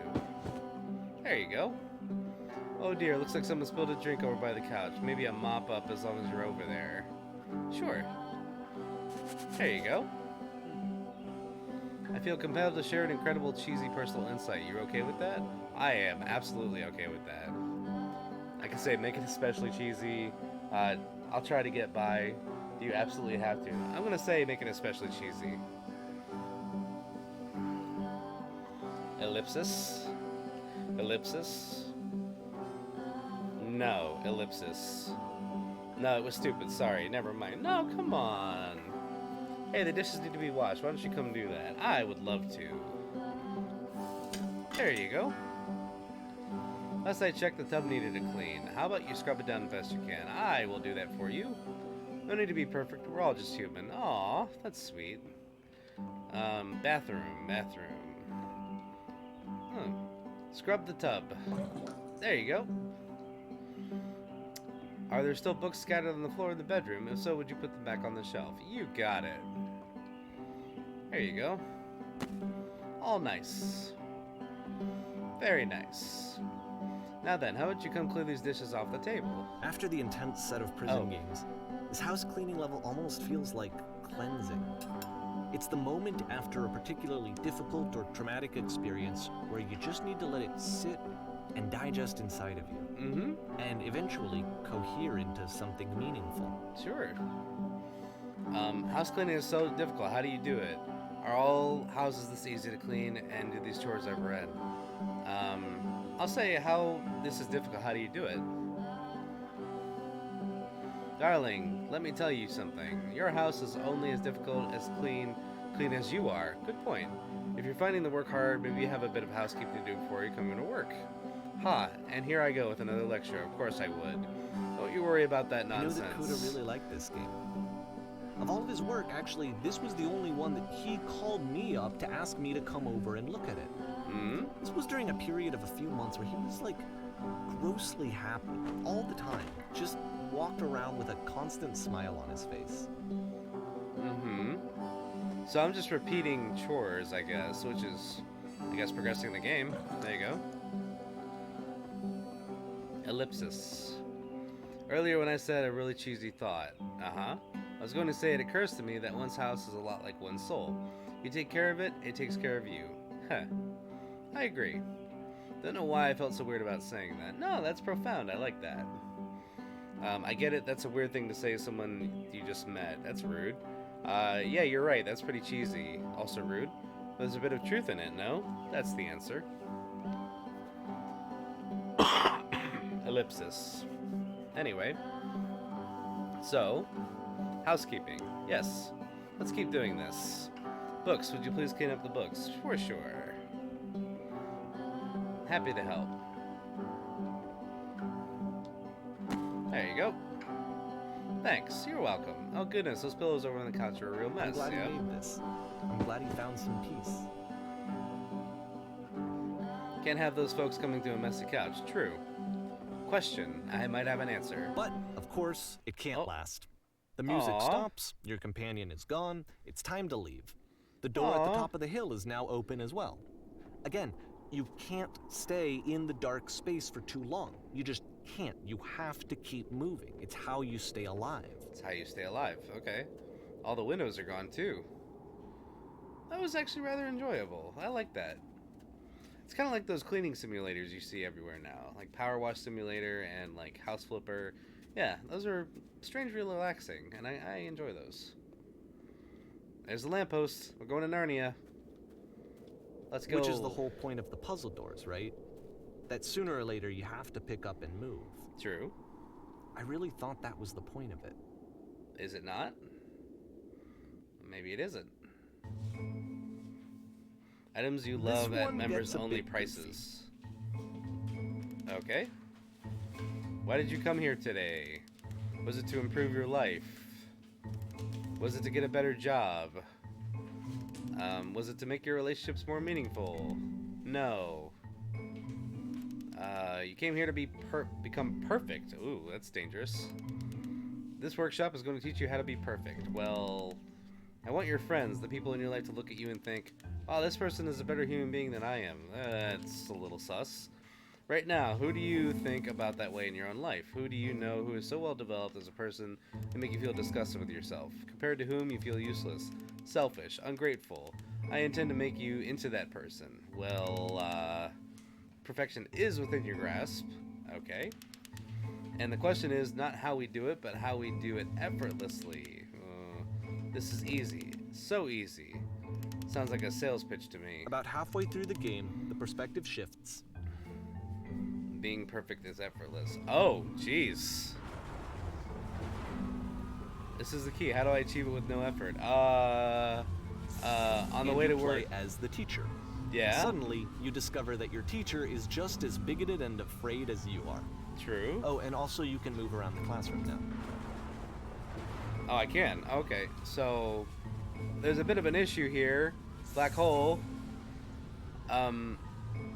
Kids should not follow their dreams. What? On the way to work, I told an elderly person to start contributing to society. That's horrible. And the key is, how do I achieve it with no effort? That one? Well, let me tell you right now, if it isn't effortless, then it's not the right answer. I still love you. It's just that you make me feel cold on the inside. Oh, no. Being alone must be awful. Oh, I don't like these options. Also, there's like one person up there. I love that. If you're torturing yourself trying to find the right solutions for your life, you're not going to do it right. Or drinking is not hurting my life. That's a lie. Thank goodness all of you perceive me as being wise and intelligent. Oh, so he's talking about like the teachers' insecurities as well as their own. I see what's going on here.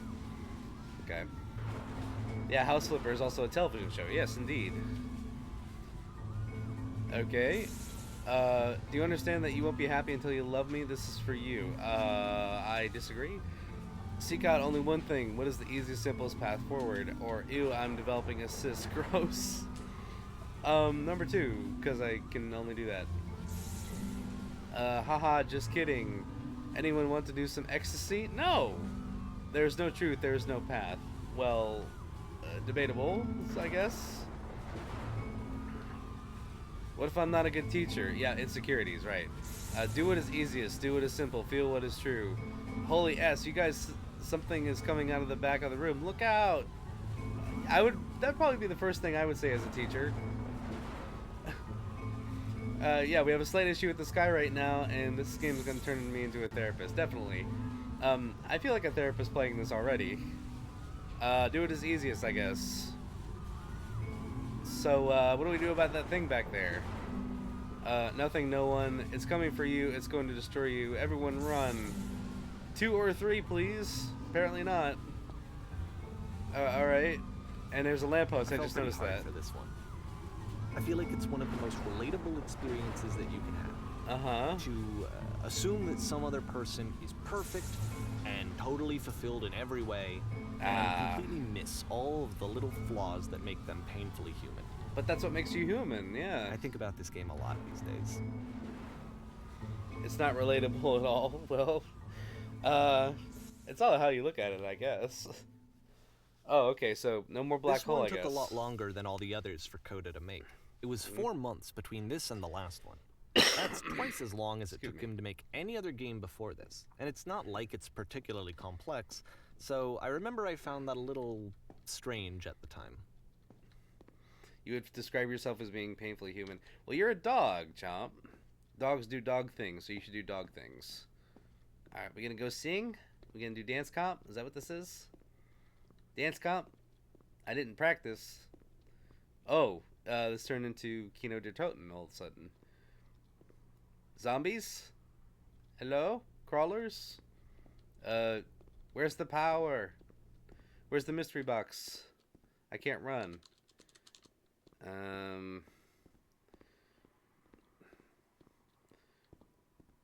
Okay.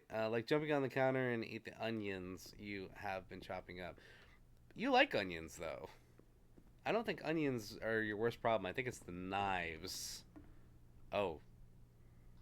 So this... Oh, so... Okay. This looks like the Globe Theater to me. This looks like the Shakespeare Theater. Oh! Ah! Shell shock. Performance is beginning. Places, please. Alright. In the scene, you'll be playing as me. We are at a gathering of professionals. First, you'll start out leaning against the wall. Oh, okay. Welcome back, Kazi. Alright, good. Stay right there. Oh, you got it. The woman across the room in this chair is a professional photographer of animals. It's your dream to photograph animals professionally. I kind of do already. This is your one chance to learn something from her, to gain something, to succeed. Go on, say something to her. Where is she? Is there a photographer woman? Is that what you're telling me? Oh, hi. Oh, hello. You're happy. You're wise. You're focused. You're successful. Okay. Go say something to her. Sorry I have to leave. Hello, or where's the bathroom? Hello? How are you? Hello? That's it? I'm sorry. That's not a conversation. I'm sorry. That's usually how conversations start. You need to actually converse with her. Be a human being. Do it again. Okay. I'm super scared right now. Not really. I'm just concerned. 2, I like you. Or 3, here are all of my hopes and dreams. Here are my hopes and dreams. No. That's not what I said to her at all. You're completely missing the tone of the conversation. I was reserved. I knew what I wanted. I was confident. Okay.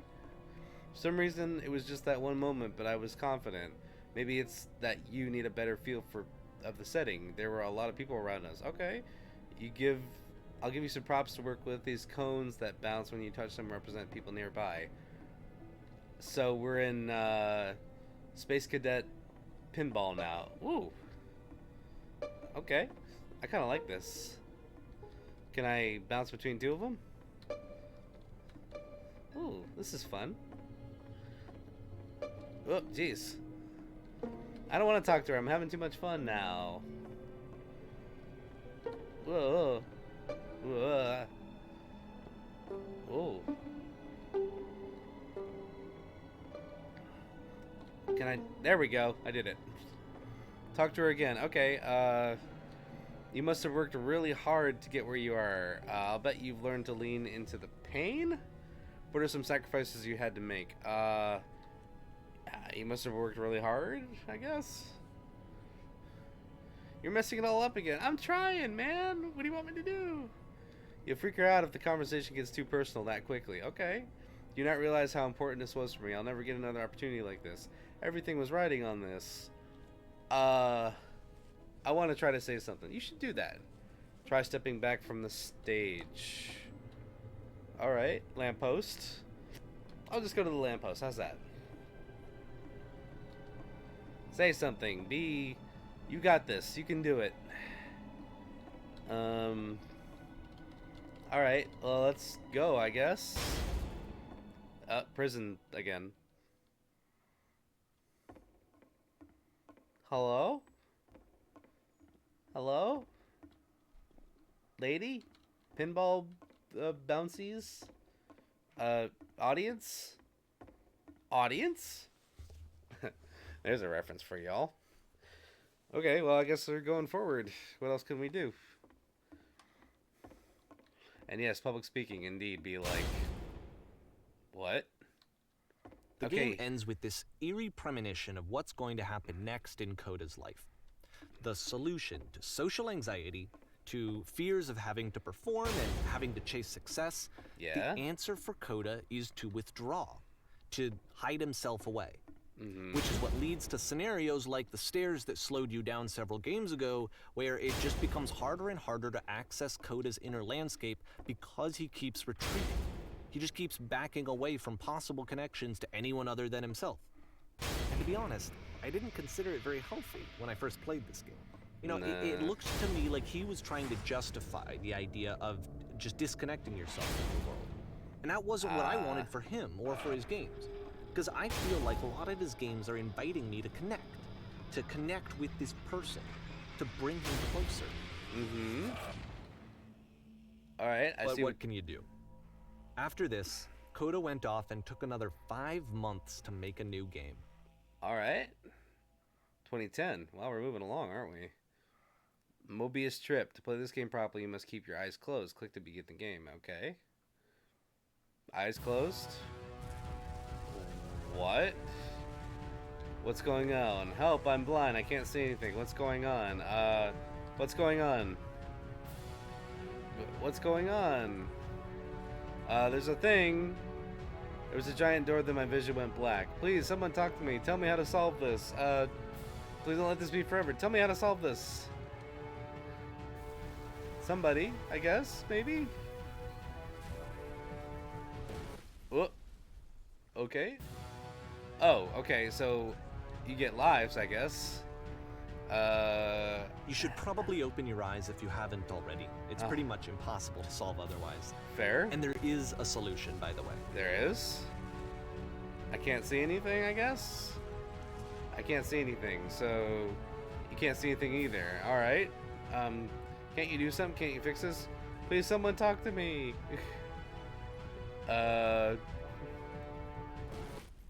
Is the solution that there's no solution? Is that what it is? Help, I'm blind, I guess? There might be a sequence of things that need to happen. We're going to crash, we're okay, I can't activate shields. I just confront it? Don't let this be forever, I guess? Okay, apparently not. So what do I do? There's got to be a thing I can do, right? Oh, there we go. Lamppost. Truth. The only way to stop this is to speak something that is honest. I can't keep making these. My work is always fun. Bursting creative energy. Number 1? Oh, that's not truthful? Okay. Alright. You're now playing the Jeopardy theme? Oh my gosh. Essentially, yes. It's just, the Jeopardy theme and maybe a bit of the, TikTok songs. I can't keep making these? Let's see. I can't keep making these? Oh. That's the truth, apparently. Excuse me. I don't feel it anymore. I'm out of ideas. Like I said, It's I was draining getting me. concerned. First off, he's never been this explicit in his work about exactly what he's thinking. So where's that coming from? But then even weirder, his work has potentially stopped being an outlet for him. Not like he's having trouble iterating on ideas, but he literally just can't think of new ideas anymore. And in person, he was being a lot more distant than usual. Like, you know how sometimes a person will just deflect anything that you say in order to keep themselves disconnected all the time? It was that kind of thing. Oh. Here was the point in my relationship with Coda where I really started to wonder if he needed my help in some way. Maybe? Though, is that your call to make? Out of ideas? Yep, keep going, keep talking.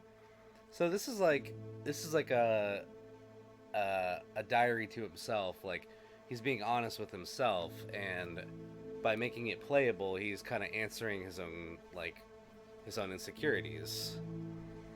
I haven't been honest. I can't figure out how to say the thing. I thought it was going to be easy. I haven't been honest. You're doing it. It's working. Okay.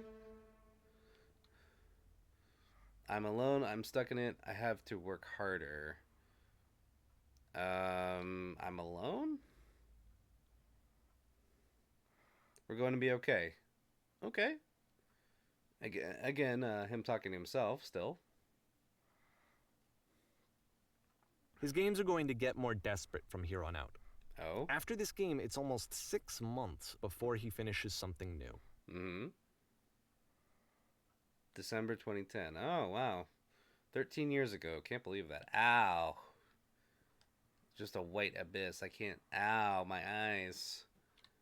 Hello? Oh. Tree of Life. Where did this island come from? How do I get out of here? Is anyone there? Is anyone there? Ooh.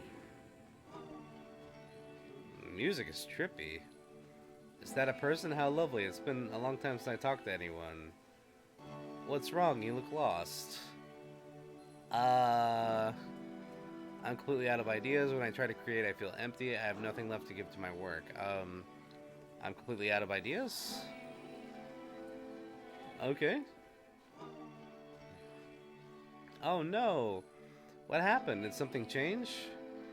There was a machine that kept me going and it stopped. I'm trying to find this engine that used to protect me to start it again. Number 2? So it's like creative block. That happens sometimes too. You're looking for a machine? I think I know where it is. It isn't far. Really?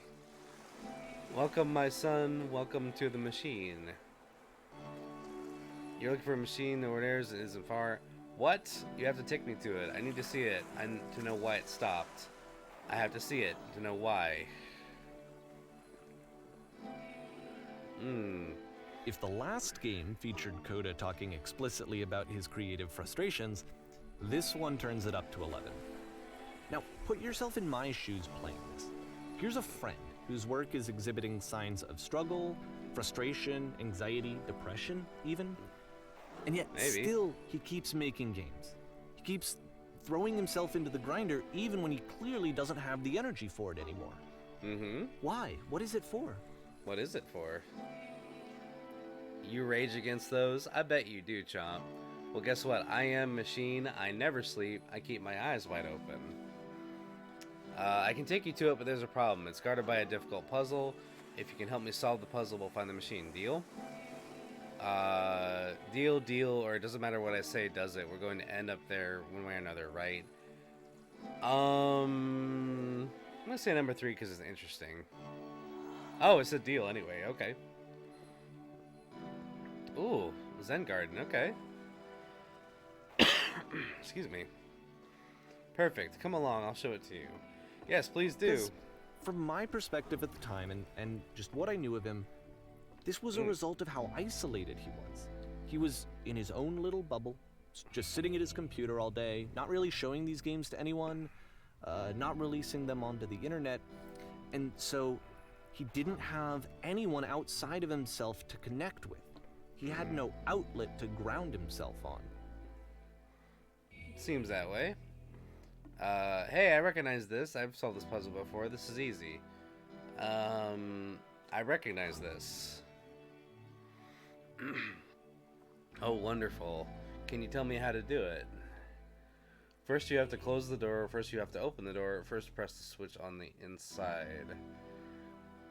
Chomp says, I would never rage against the cat fox, that just sounds like trouble. You should try, Chomp, and see what happens. You know? You might find interesting results at the end. Coffee's good. Okay. First you have to close the door, you have to open the door. Well, you open the door. Like that. Now what? Then you close the door. Now you have to close the first door. Like that. Alright, what's next? Press the switch here. Yeah. Themes. Common themes. You can't talk yourself out of loneliness. It doesn't work that way. You can't be the one writing both the questions and the answers. Then there's no movement. Then there's no circulation. If all of your anxieties are being channeled into your work, then if the work ever fails, you have no backup and you're just going to crash. I suppose. Interesting sound bites. That was so simple. Can't believe I've never solved it before. Okay, here we are. What are you talking about? There's no machine here. There's just words on some walls. These are just words on some walls. Trust me, you'll see. You have to say that your work is fun and easy. You have to say that game development is simple and joyous and that you love it 100% of the time. Ooh, that's a bit of a stretch. Making games is simple. Making games is easy. Making games is effortless. The 1 and 2 are pretty much the same, so I'm gonna say effortless. Oh, jeez. Ah, that feels wonderful. But it wasn't true. Why did the walls just crumble? Why do I feel so awful when I said that? Why did I feel awful when I said that? Don't worry about it. Just keep talking, okay? Keep saying that creation is easy. But it isn't. That's the thing. It takes a lot of your... Like, it takes a lot of you to create something, really. Kazi says, couldn't imagine being stuck in a place with someone trying to prod at my psyche. Couldn't. Yeah. Then again, it's himself prodding at his own psyche. When I make games, I feel completely energized. I'm constantly excited and enthusiastic about my work. It's easy. It never stops being easy. Oh, I don't like these options. I'm enthusiastic, I guess. Oh, there we go. Yes, that's wonderful. Keep going. Seeing this game at the time I don't think I want to. It looked really unhealthy to me. I was watching him do this to himself, and I hated it. I hated seeing him so trapped. It's like, video games are not worth this amount of suffering. I suppose not. Every time I make something, I feel better about myself. Just never stop creating and you'll never feel bad. It's such a simple solution. It really isn't, though. That's the thing. I guess it's such a simple solution. I don't know. There we go. Perfect. Is it, though? This is someone I really cared about. And I used to get so much joy out of seeing him create. For him to suddenly become angry and frustrated like this, it was the worst thing for me. None of this is helping. I'm going to vomit. Please, where is the machine? I'm going to say none of this is helping.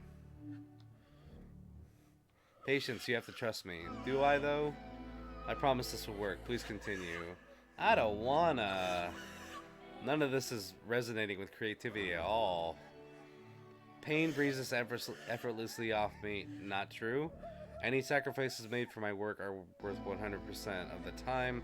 It always pays off eventually. But it doesn't. I guess number 2, because that's probably the best answer. There we go. Keep going. This is what I felt at the time. I don't know how else to explain it. I wanted it to stop more than anything. Excuse me. It never felt so rotten. I needed more than I had ever needed anything for this to stop.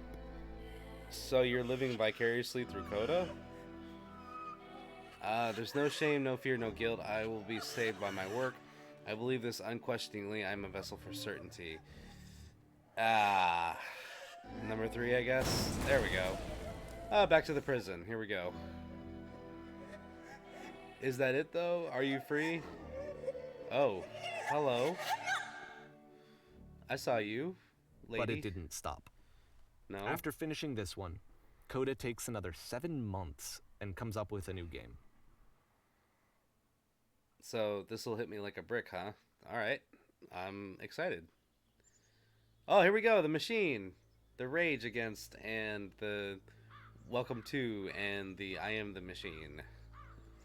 Ma'am, glad to see you arrived safely. We've captured the machine. It's waited for you now. You can begin the interrogation whenever you like. I intend to be quick, quiet, or brutal. Ooh.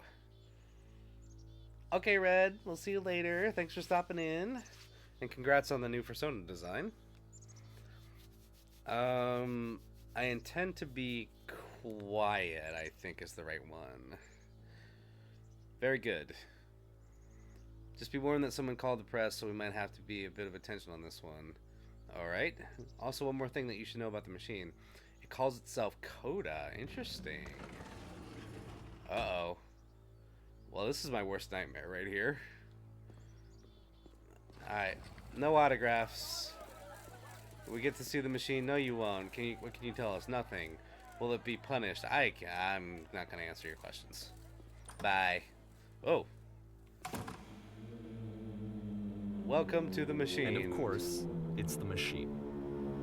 Uh-huh. It's a metaphor.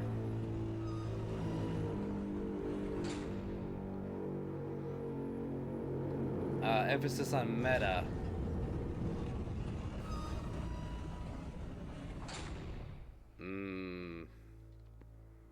Well? What? Oh. You stopped. What do you have to say for yourself, machine? You stopped feeding us. Your work was keeping us alive. Your work was keeping us healthy. You stopped feeding us, I guess. Those people out there, can you imagine what pain you put them through? It was only because of your creations that any of us could make it through every day. How could we possibly go back to trusting you to do this job? It was, number 2, I guess? So here's what needs to happen. You need to go to the people who are out there and apologize. You have to admit to the people you allowed them to suffer. I've been so alone. I've been so alone? I guess. Apologize for leaving me. Okay.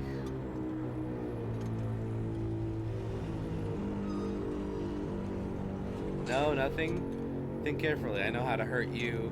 I've seen the thing you fear. Ooh, I don't want to bring violence into this. No, nothing, I guess.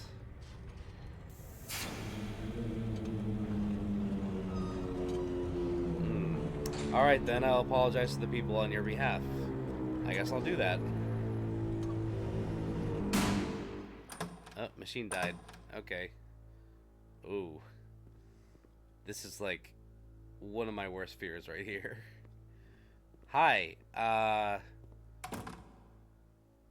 my followers or my friends. That's a really interesting way to put those.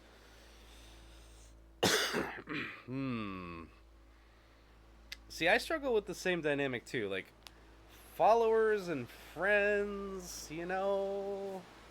It's like, you feel weird. It's like, oh, like this is actually getting in my psyche now. It's, ugh. I'm gonna say my friends, because friends, yes. My friends. It falls on me to deliver bad news. I have a troubling revelation. That second one's a little too politician-y, so I'm gonna go with number 1.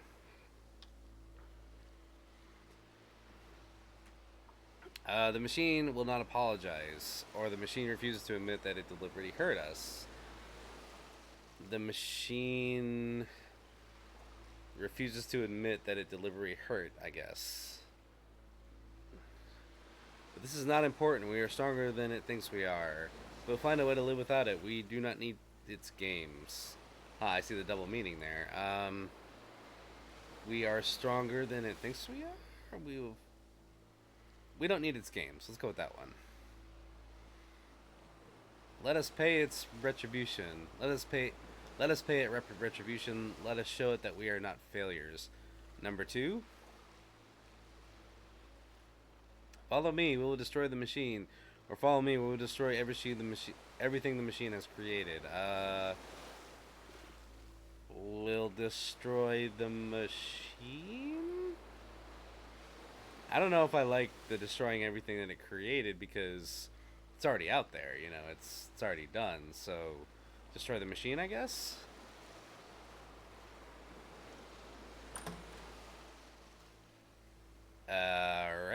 So here we go.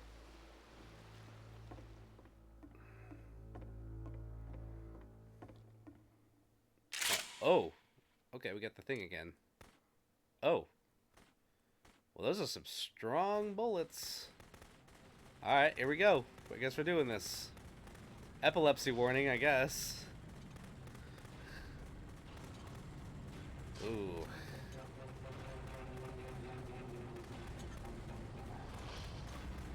I wonder if I can get all these textures and yeah, Microsoft Paint, yes. So now the work is becoming self-destructive.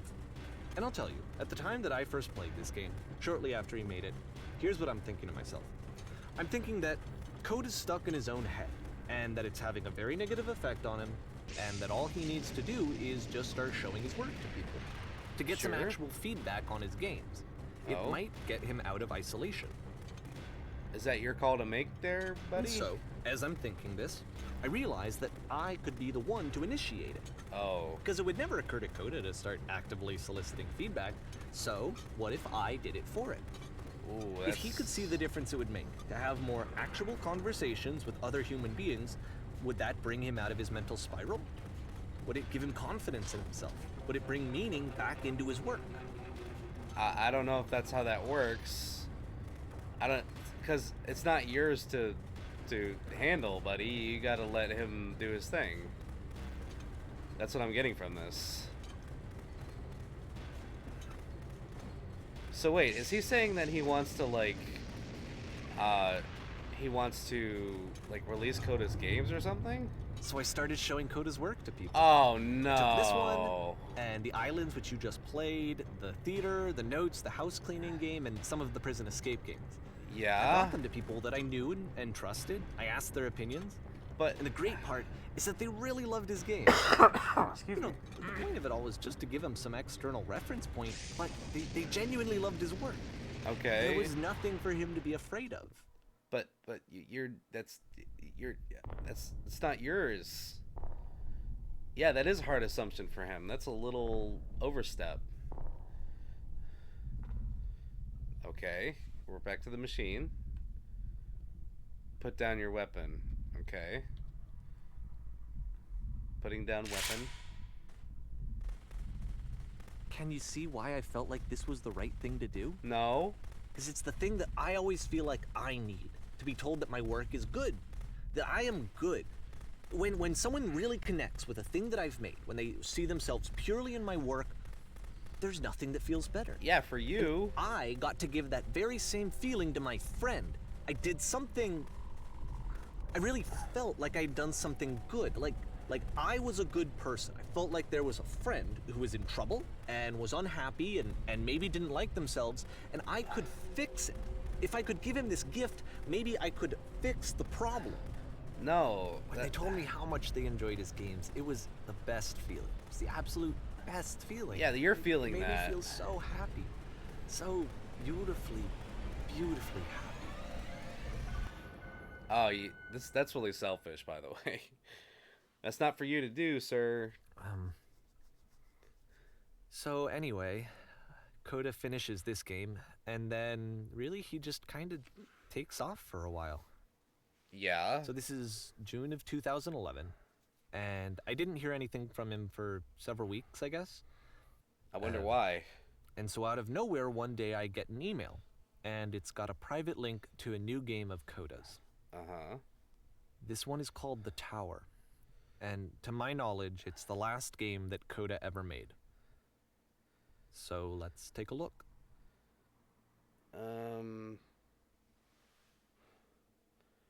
Okay. The tower. Oh, okay, so something similar happened to you, Kazi. Okay, gotcha. I can see where this game hits you. Yeah. Oh my goodness. Wow, that hit. Whoa, man. I don't know how to feel right now. I'm just gonna pause for a second. Part of the reason because I have to use the bathroom, but also I just want to say real quick with what he just said in that last chapter. Davey was doing it for him. He wasn't doing it for Coda. Like, I understand. I get where he's coming from, that he wants to help his friend like get through this downward spiral and everything like that. But that's like, you can't really assume that like he's Coda's struggling, you know? It's like, ah, I just I don't know, you know? I really don't know. Ah, it just makes my head hurt. Just like, why would you take it upon yourself to share somebody else's work that's not yours? It's like, it's almost like Davey put out his entire life's work. Like, it's like he publicly released his diary. That's kind of what it feels like, you know? It just feels like he took his entire like life experience in gaming form, a gaming diary, if you will, and just released it to the world without Coda's permission. And it's like, that's a really crappy thing to do.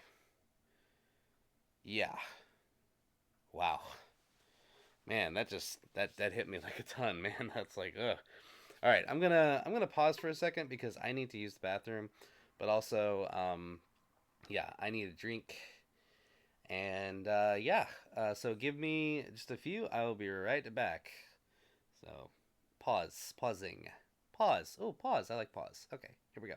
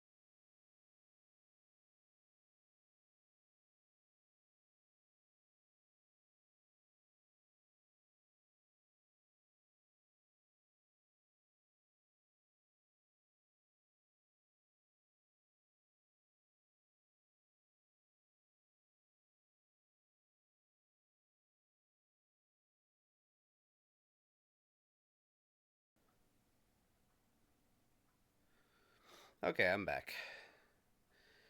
All right, crisis averted, and we are back. By the way, Chomp, if you're still here, you should have the Sword of Power now.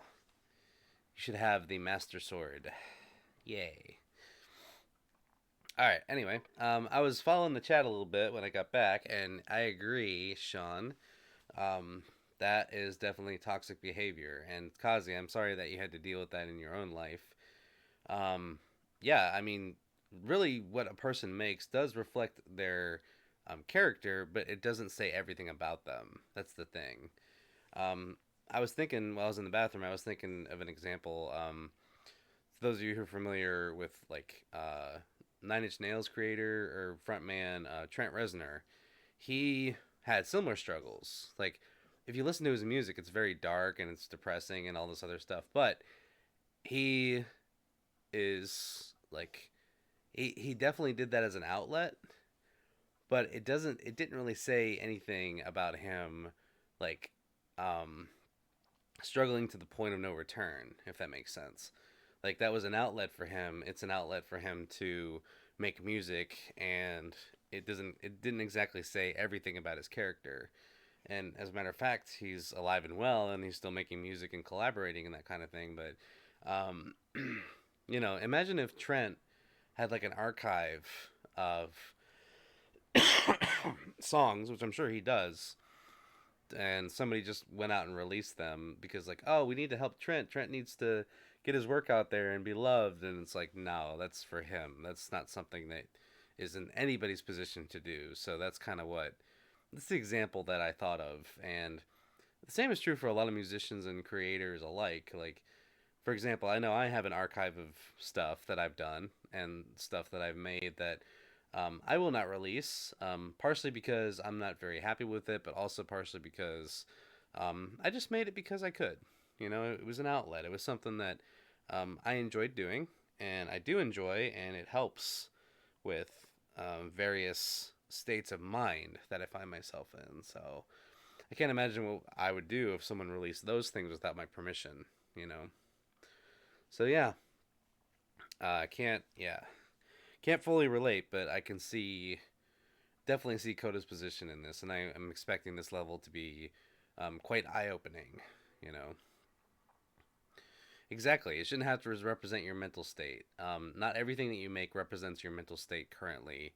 It is something that you do that reflects your mood or reflects something that you're thinking about, or it helps you cope. It could be something that simple. It could be as simple as I just feel creative and I have to make something. It could be that simple, and there's really nothing more to it.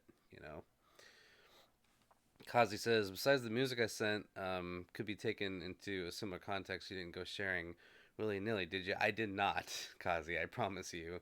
I do appreciate you sending me those tracks. That was very kind of you to share those. And I really thank you for those. And no, I did not share them because I knew that it's not mine to share, and it's not my place to do so. So, but it means a lot to me that you felt trustworthy enough to do that, and I did enjoy them. So thank you for allowing me that privilege, because that's what it is. It's a privilege.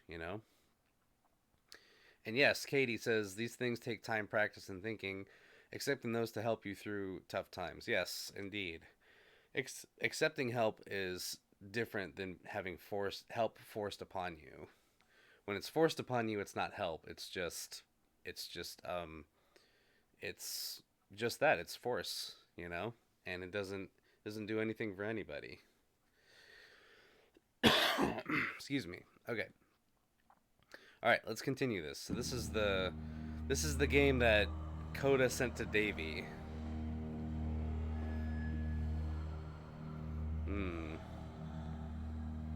And this is where I have trouble saying anything meaningful about Coda's work. Because more than anything else, the tower just feels distant. It feels like it's trying to distance itself from the world. It's a very cold game. It seems that way. Although it is very ambient, I will say. My goodness. I like this already. I like stuff like this. I enjoy the aesthetic of, like, very large textures and very large environments with, like, a a pad underneath it, that just does something to my brain. It gives me serotonin. There we go. Whoa. This room actually has a maze in it. No kidding. Except that all the walls of the maze are invisible. And then every time you touch one of the walls, there's this awful flashing and noise, so the experience is really miserable. The game Ooh. goes beyond not being meant to be played, it actually seems to despise the player for trying to play it at all. But I do want to show you the rest of the levels, so when you're ready to continue, press enter and I'll put a bridge over the maze. Okay. I see what he did. And yes, thank you, Kazi. Content warning, flashing lights for the invisible maze. Sorry, I should have said something. There we go. The dull texture wall. I wonder if anybody who's played this has tried to figure the invisible maze out and actually have done it. I wonder if you get an achievement for And that. to be fair, it's not like this is the first game that's needed some modification to be playable. Like the house cleaning game. You know, that one used to actually loop the cleaning chores and you just cleaned a house forever. Mm-hmm. I had to cut it off so that you could exit the house and the game would actually end. But that game had an idea that it was actually trying to communicate. What's the deeper idea behind the invisible maze?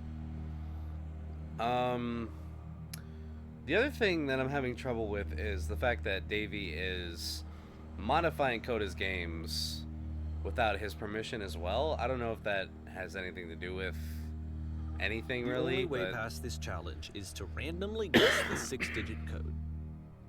Like the invisible maze, it's frustrating to me, because it's the opposite of everything else that Coda has made.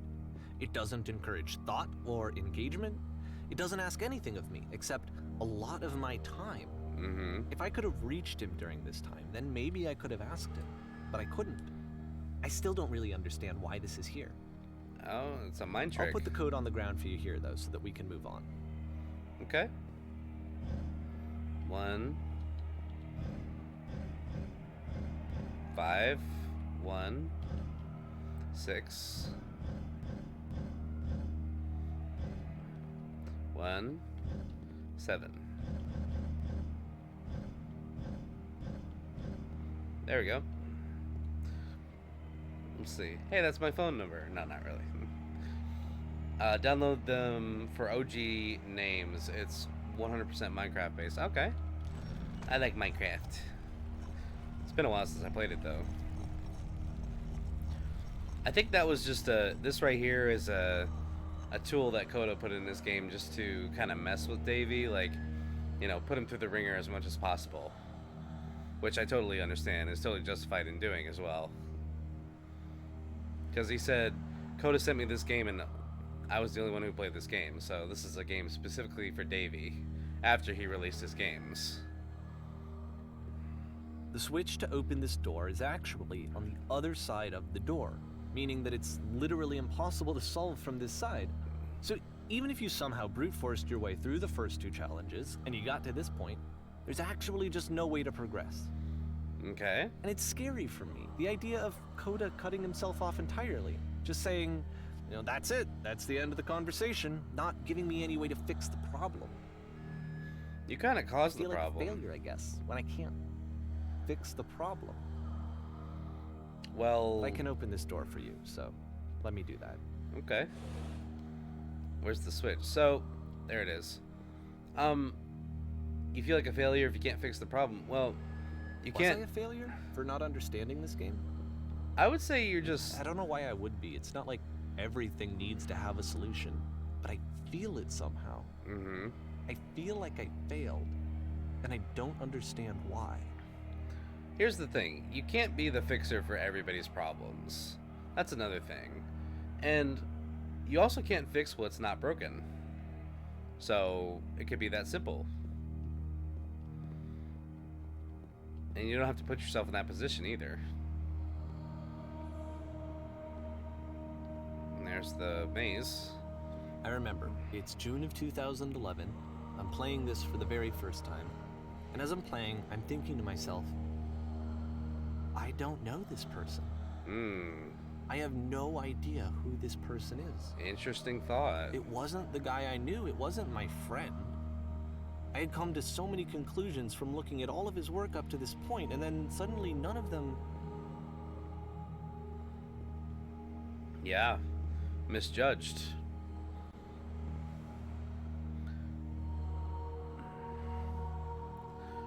I had been trying to, though. That was the thing. For years, I was trying to get to know him, to understand who he actually was and what he stood for.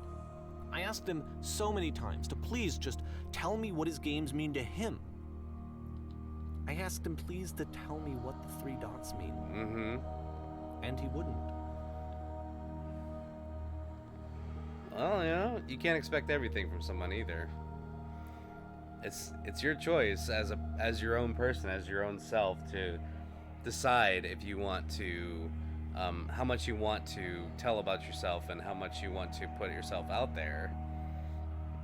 Like, I know, for example, I put, like, the content that I put out there, it's only like a fraction of my life. Like, I have a personal life. I have a life outside of the furry fandom. I have a life outside of streaming and, you know, content creation, all that stuff. But that's just it. Like, I'm not going to put all that on the internet. You know, I'm not going to put every aspect of my life on the internet. That's just something I prefer not to do. And in Coda's case, it's the same. It's the same. He doesn't want to release all of his everything to the public.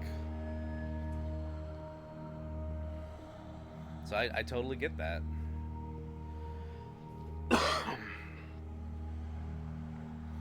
Hello, Archie. Oh, you want to sit? Hold on. Archie. All right, 1 second, everybody. I gotta get this cat. This cat wants to sit on my lap, but he is trying to sit on my keyboard, and I cannot have that. There you go, buddy. No, not on the desk either. Man, you are such a cat. I can't see now. Can you get down, please? Archie, can you please get down? Huh? Can you get down, please? There you go. Thank you. I love you, Archie. Sorry. I'm sorry. Alright, anyway, sorry about that. I just felt so strongly that if I could have connected with him, that if I could have somehow made his work my own, that I would finally be once and for all happy. There it is. It was that I needed to see myself in someone else. I needed to be someone other than me. That sounds like a... But he stopped and left. Ah. I felt somehow like I had failed. There it is. Living vicariously through somebody else and, you know, trying to kind of like see yourself in somebody else. That's called codependence. It's funny, it's almost like a pun. Codependence. Yeah, funny. No, codependence is when you depend on someone for your own self-worth, and that's not healthy. Alright, Archie, sir, I need you to get off the desk, please. Thank you. Okay. Anyway, continuing on.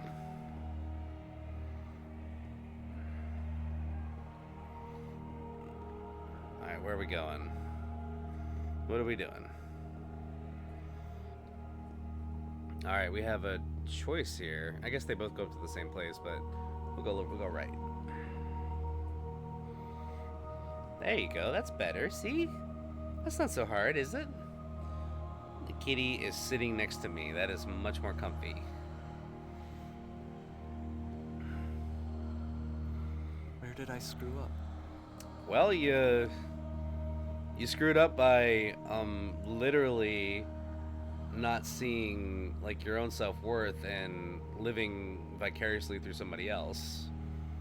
You know, that's a harsh truth, but like if you can't see, like if you can't find within yourself your own purpose and meaning and you find it in somebody else, then that person is suddenly not there. It makes you feel stranded. You know, it's almost like an addiction. Ooh, here we go. Ooh, that's harsh and to the point. I'm the reason that you stopped making games, aren't I? Wow. It's because of what I did. Oh, I man. poisoned it for you. No way. Wow. That's rough. Okay, well, there it is. Oh my, I don't think I indeed. ever told you this, but when I took your work and I was showing it to people, it actually felt. It felt as though I were responsible for something important and valuable. Mm-hmm. Yeah, there it is again. You know, you were important. It's like you were gatekeeping his games, and that's not good. And like, did you actually think that he was making these games for you? That's a good question. Um, he added all the ending lampposts to the game. Why does he keep adding them? You've so infected my personal space that it's possible And the people who played them, they treated me like I was important. Uh-huh. They really listened and cared about what I had to say. Even though I was showing your work, I felt good about myself. Finally. For a moment, while I had that, I liked myself. Ugh. You've so infected my personal space, it's possible I did begin to plant solutions in my work somewhere in between games. If there was an answer, a meaning, would it make you any happier? Is that all you really needed? It was just an answer? Would you stop taking my games and turning them to people against my wishes?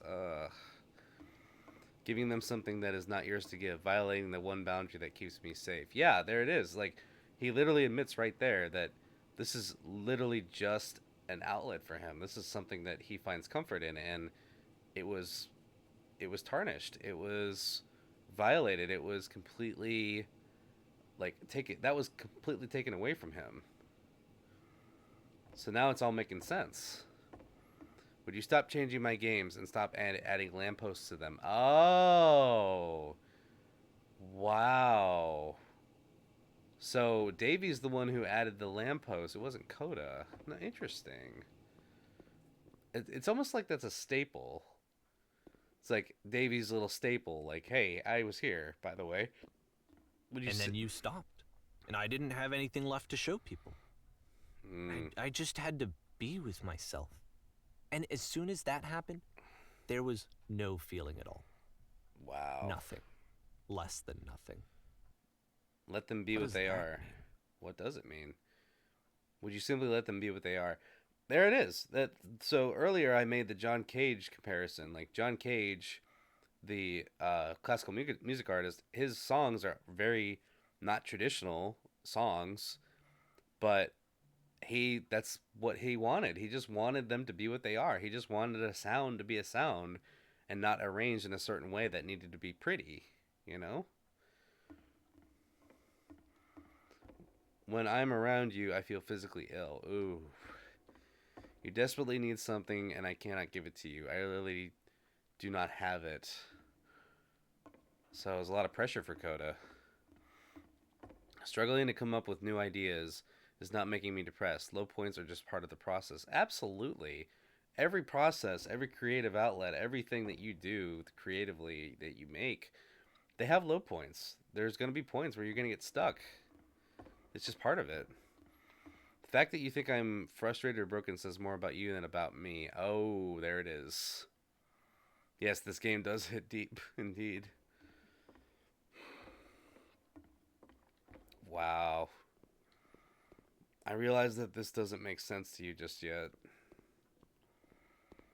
Which is fine. You're not my problem to solve. And he admits it. But I do hope that one day it clicks and that you make peace with this thing you are wrestling. I'm afraid that I did something really stupid because I don't like myself. And when you finally see what I'm talking about, don't say anything. Oh, man. Whoa. There's the hallway again. I wonder if this has a deeper meaning, too. There's no switch. That's why I'm releasing this collection of your work. Is because I haven't been able to find any other way to reach you. I've tried everything. And so a part of me has hope that if I put this compilation out into the world, and if I put my name on it, that maybe enough people will play it so that it'll find its way to you, so that I can tell you that I'm sorry. Oh. I know I screwed up.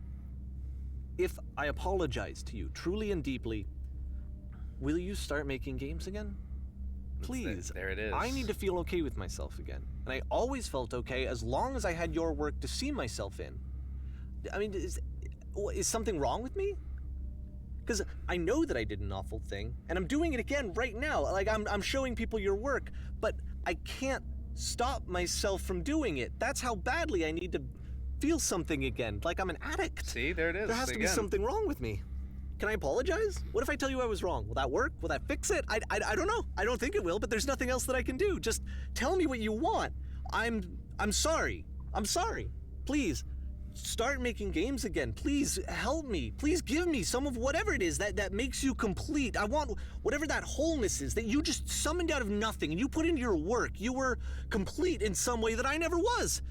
I want to know I want to know how to be a good person. I want to know how not to hate myself. Please. I'm fading, and all I want is to know that I'm going to be okay. Oh boy. Hi Ty, welcome in. Glad you're here. Hope you're doing well. Epilogue. What more could there be? That is tomorrow, Ty. Excuse me.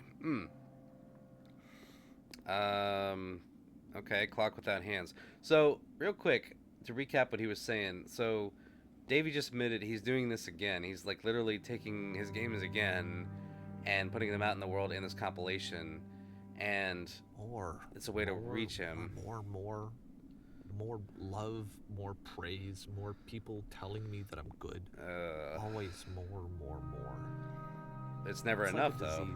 It's never enough. You get in that headspace, it's never enough.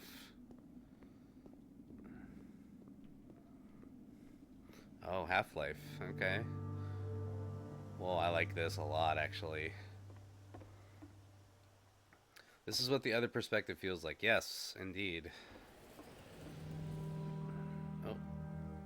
Door open. Yeah, always need affirmation. And here's the thing. Affirmation in itself is not a bad thing. Affirmation is good. It's good to give out. It's good to have.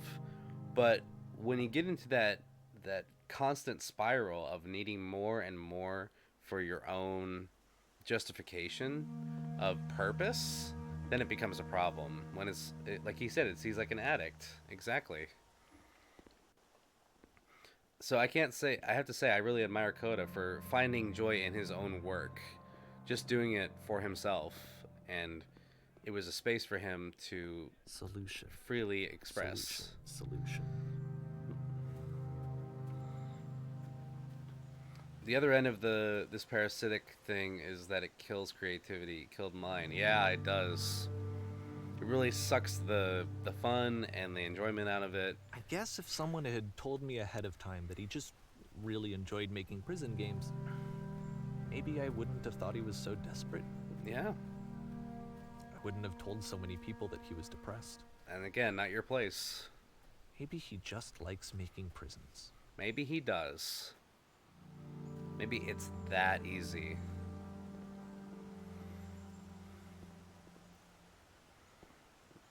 Yeah, Kazi, I'm really sorry that happened to you. And it's really hard to come back from if you do come back from it, you know. This is a really pretty house, by the way. Although I have seen this map layout before. I think it's even now, the disease is telling me to stop. Don't show people what a shitty person you are. They'll hate you.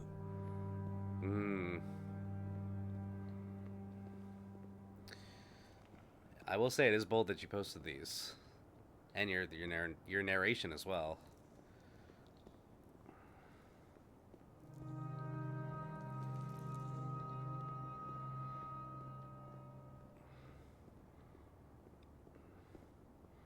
All right, empty room.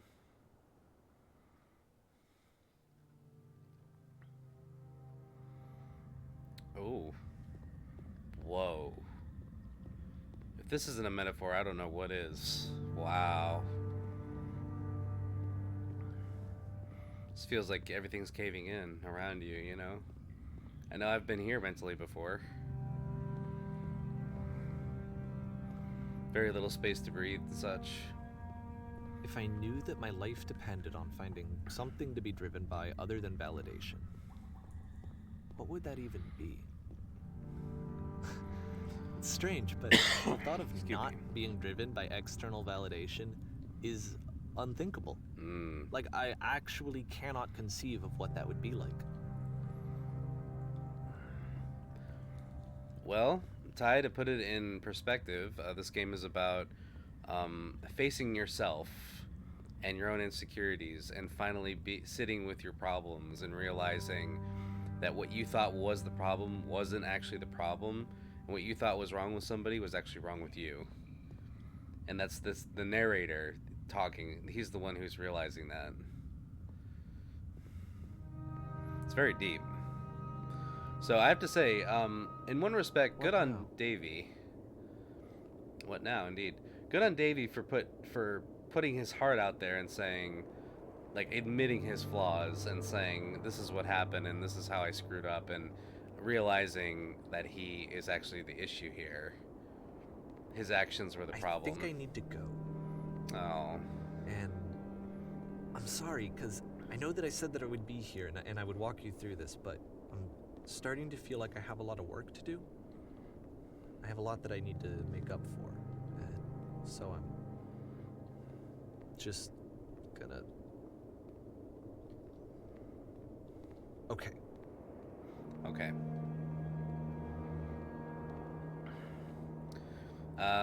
He does this too. Why am I surprised? That's what it does. It makes you take and take and take. It does, really.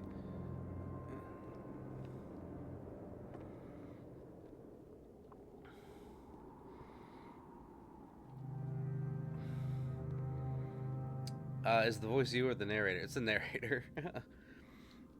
That's the narrator. We probably sound similar. I can't tell. Ace, you said you used to be a narcissist. Also understand the feeling of addiction to information. Just manifest differently with the depression. And it does depend on the person as well. Rather than I'm useless and no amount of people telling me otherwise will make me feel better. It's I deserve all the affirmation universal and I'm entitled. How dare anyone in the universe not bow? Yeah. Yeah, that's basically it. Simple terms. And there's a fine line between crippling low self-esteem and cripplingly high self-esteem. Two sides of the same coin. One beats oneself up. Yep. It's like thrill-seeking personality. You're on top of the world, then you're down in the dumps the next minute. Oh, the character. No, so that's you're just a playable character. The narrator is talking over the character. That's not the character talking. That's the narrator. This is a masterpiece, but it makes you feel conflicted. Yeah, it does. It does make you wonder, like, maybe Davey shouldn't have done this. Maybe he shouldn't have released this whole thing. Also, hi, Sauces. How are you? I'm sure, and we'll discuss that at the end of this, but for now, that's what we're stuck with. Before I do that, I want to see the world here. Let me see light boxes. No, but it's very spacious. Oh, I can't jump up there? Okay, well, gonna go around, I guess.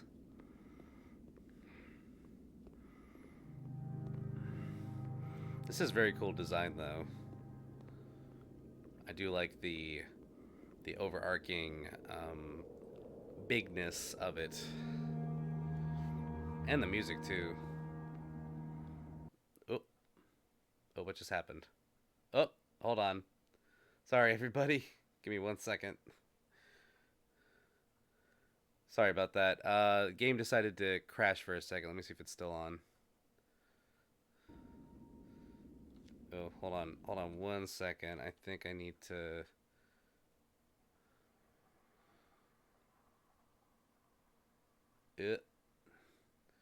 Little hiccups. Little uh-ohs happening here. Give me 1 second.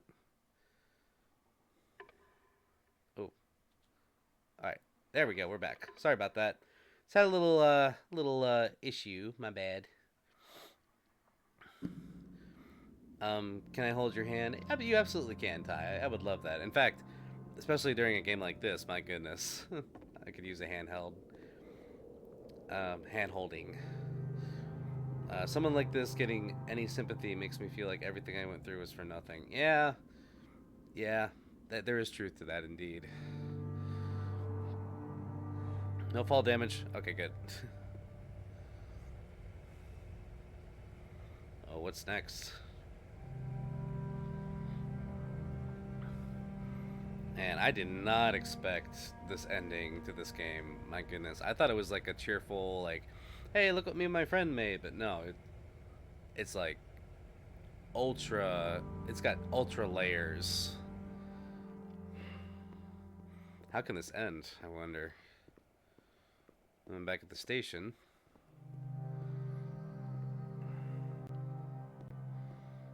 Is there anything over here? No. Okay. Excuse me.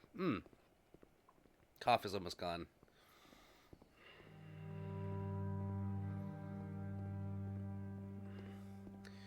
Ooh. What is? Oh, it's the beam thing from the alien invasion game from earlier. I wonder what this is gonna do. I can't run, so I'm just gonna have to walk, I guess. But yeah, like I said, I did not even picture this ending to this game. And there's thunder. This part will make me cry? Oh dear. Well, I guess we've reached this level, so we might as well finish it off. Oh, what's gonna happen? There's the beam from earlier. So I guess I just step in it, huh? Am I gonna float? Oh, I am. Okay. Oh. Darkness? Whoa. What?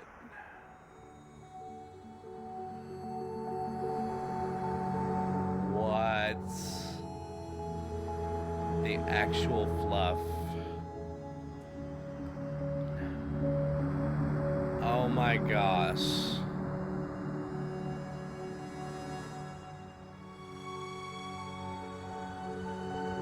Oh. Oh, stop.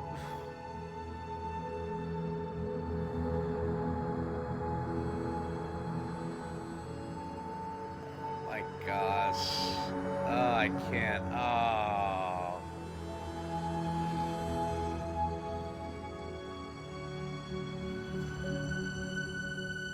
Wow. No. Turn back, For R. turn back from this cave.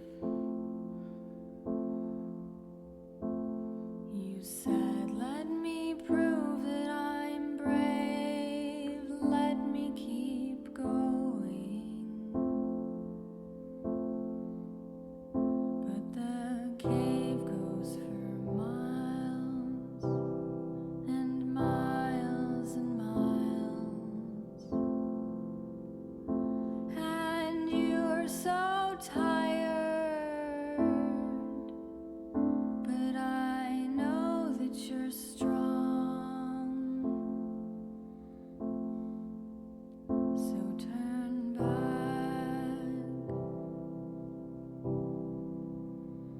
turn back.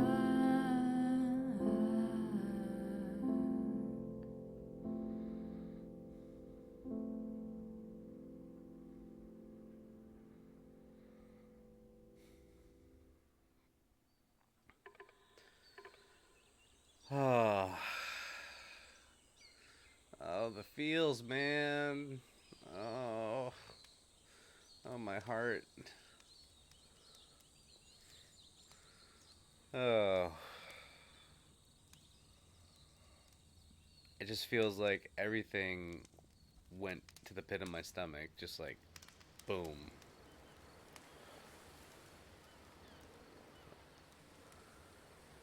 Oh, that was fantastic, but also, wow, that was so heavy. It does hit, indeed. And thank you for the cuddle, Sean. Excuse me. That ending to me, when you float up and see just the entire world just covered like that with everything, it was as if Coda was saying to Davy, "This is what you took away from me. You took this world away from me."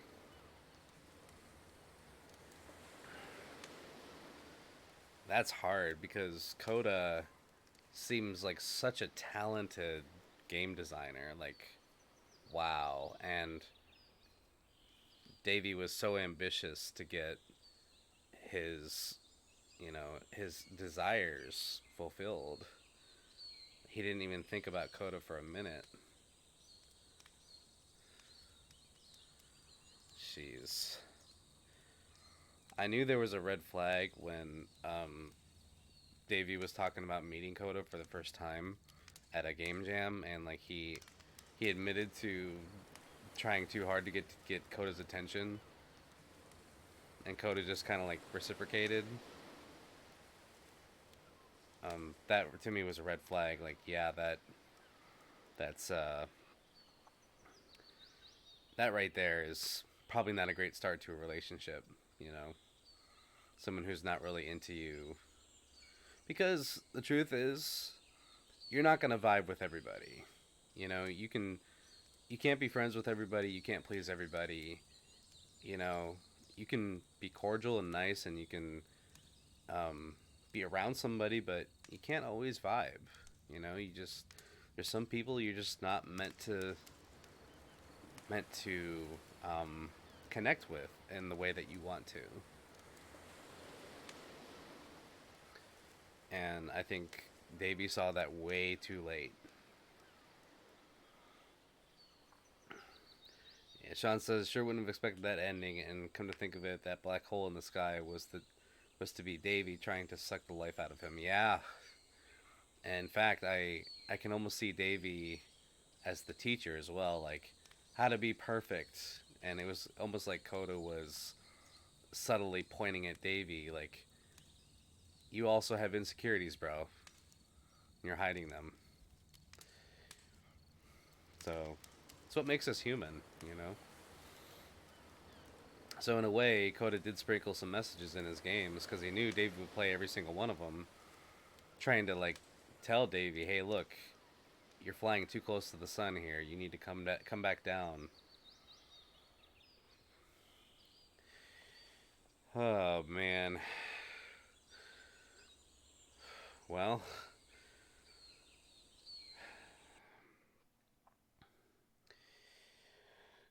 that was a learning experience for sure. You know, definitely was something that I think a lot of us can learn from. There is such a thing as overly ambitious. There is such a thing as too invested, and there is such a thing as being blind to your own issues as well.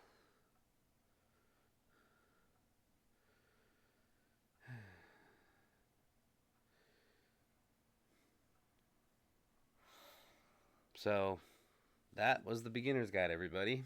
I hope you enjoyed it. There's a lot to unpack in that, and uh, a lot to learn. But I think it got the point across pretty well.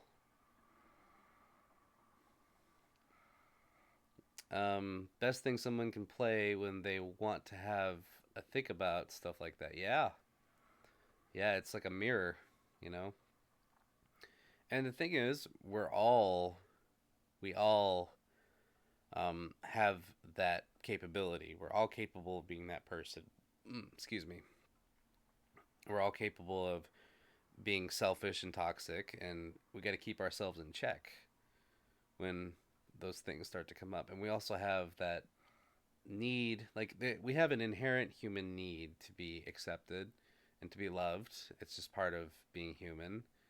But when you chase after it to the point of driving yourself to insanity, yeah, it's you see yourself, you see a lot of your. It's really interesting because while I was playing that, I could see a lot of myself in Davy, and I could see a lot of myself in Coda. Like I could see myself in both people, which is interesting. um, I know a lot of us might like to think, oh yeah, I could never be that type of toxic person. I could never, be do what Davy did, and probably not, but we're all capable of it.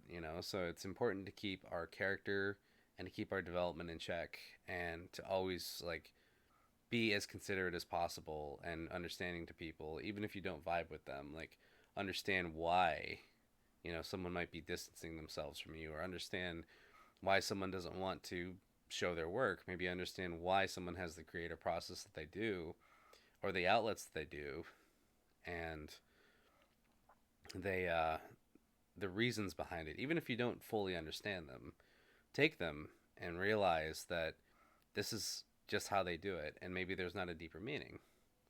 Maybe it's just as simple as this is just their place to express themselves. It's their place to be comfortable. It's their place to that's familiar and that they can enjoy, you know.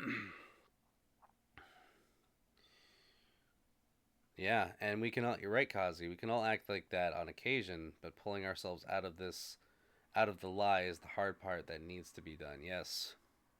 When you finally realize that you're in that position and you need to pull yourself out of it and realize, yes, I need to heal from this on my own. And seeking help and counsel is good.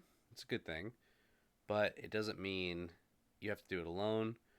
But if you prefer to do it alone, like Coda, then by all means. That's why Coda never asked for help if he actually needed any, you know? It was just misconstrued by Davy to think that he needed help. So, that's my analysis of the game, and I hope you all enjoyed it. Definitely a roller coaster. A fun one, an interesting one, a very psychological one, which is what attracted it to about me. What am I trying to say?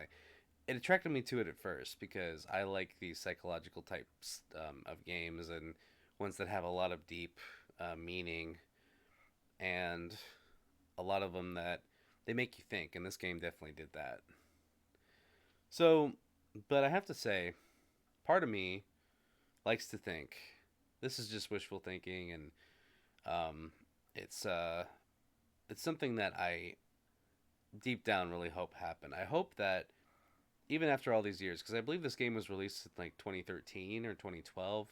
I can look real quick. Um, when was this released?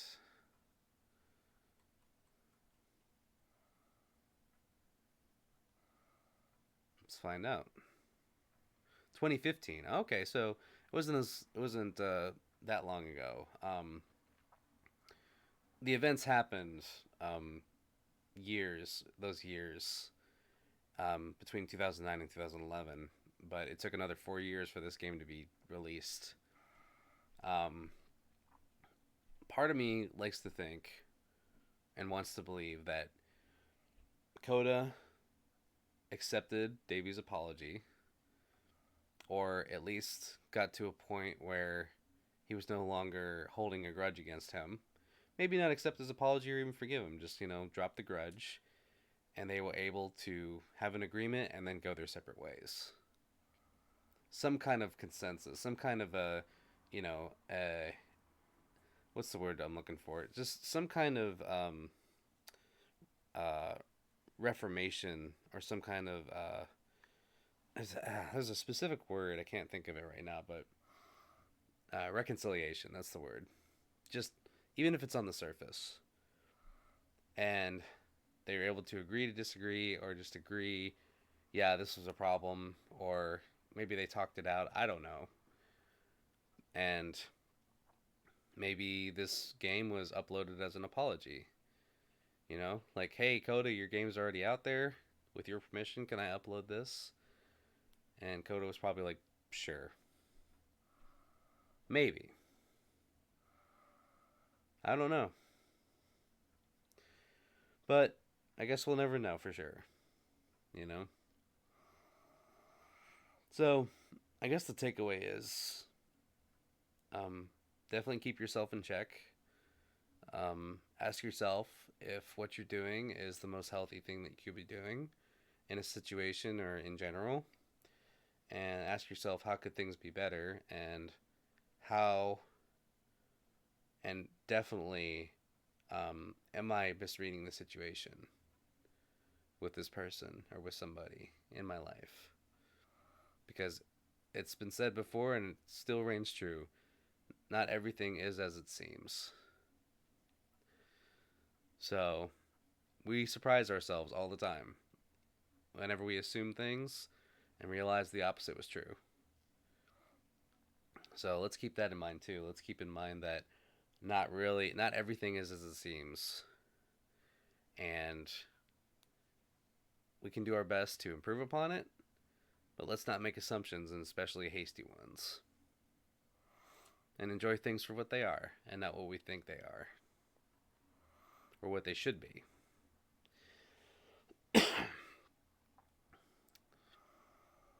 Hmm. So,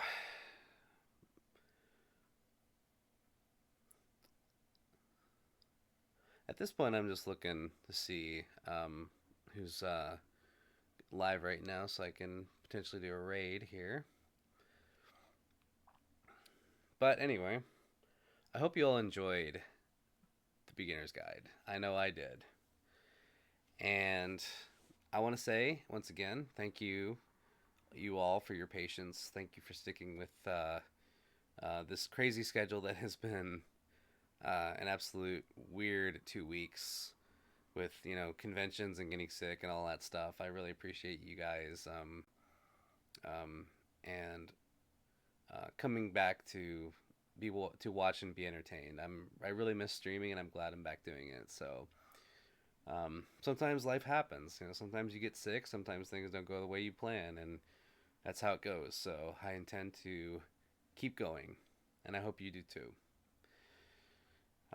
We'll continue next week with and thank you, Sean. I really appreciate it.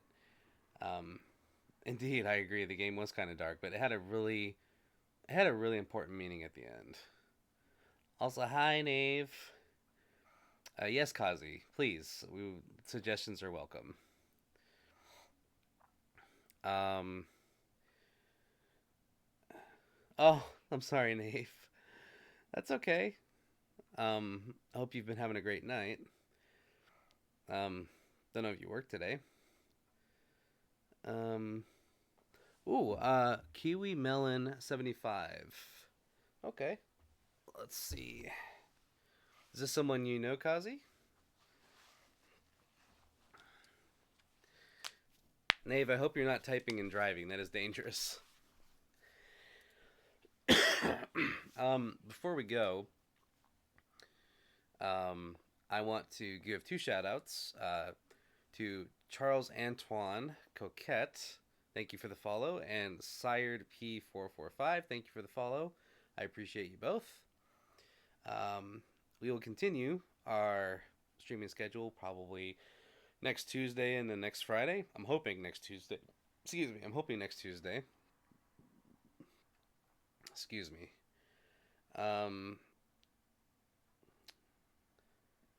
Okay. Haven't had time mostly, but is friend. Okay, you're your friend. Okay, very good.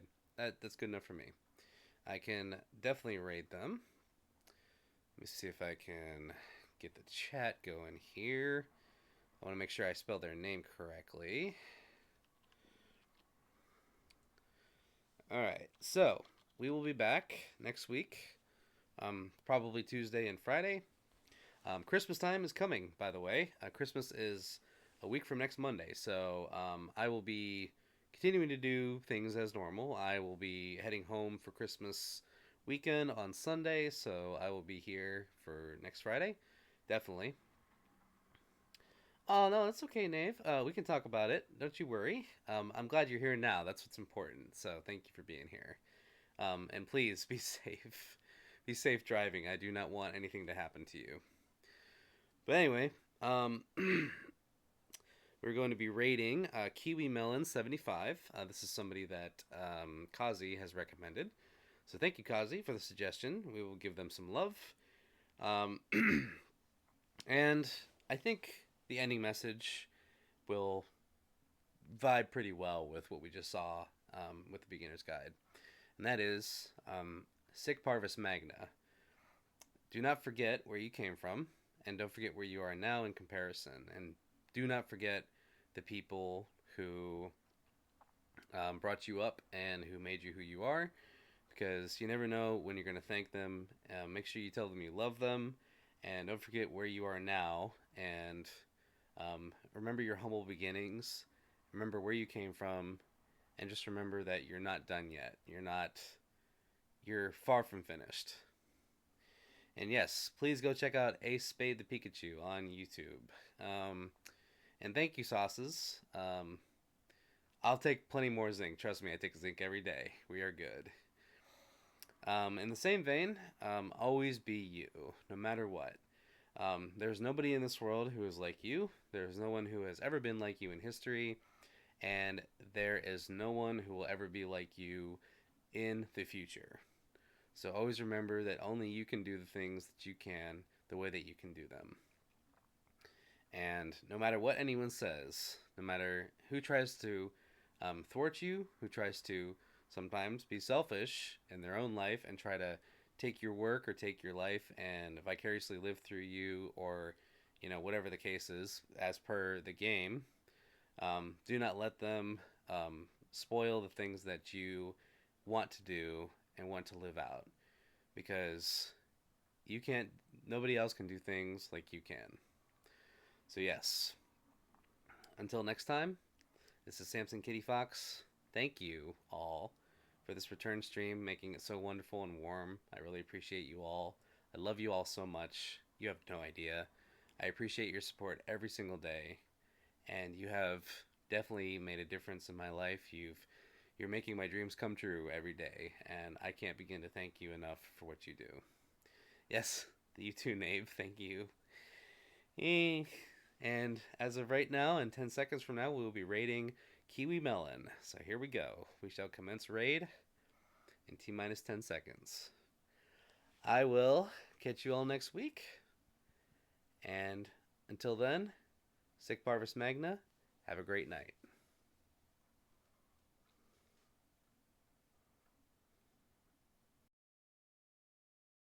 I think the design of it is very neat.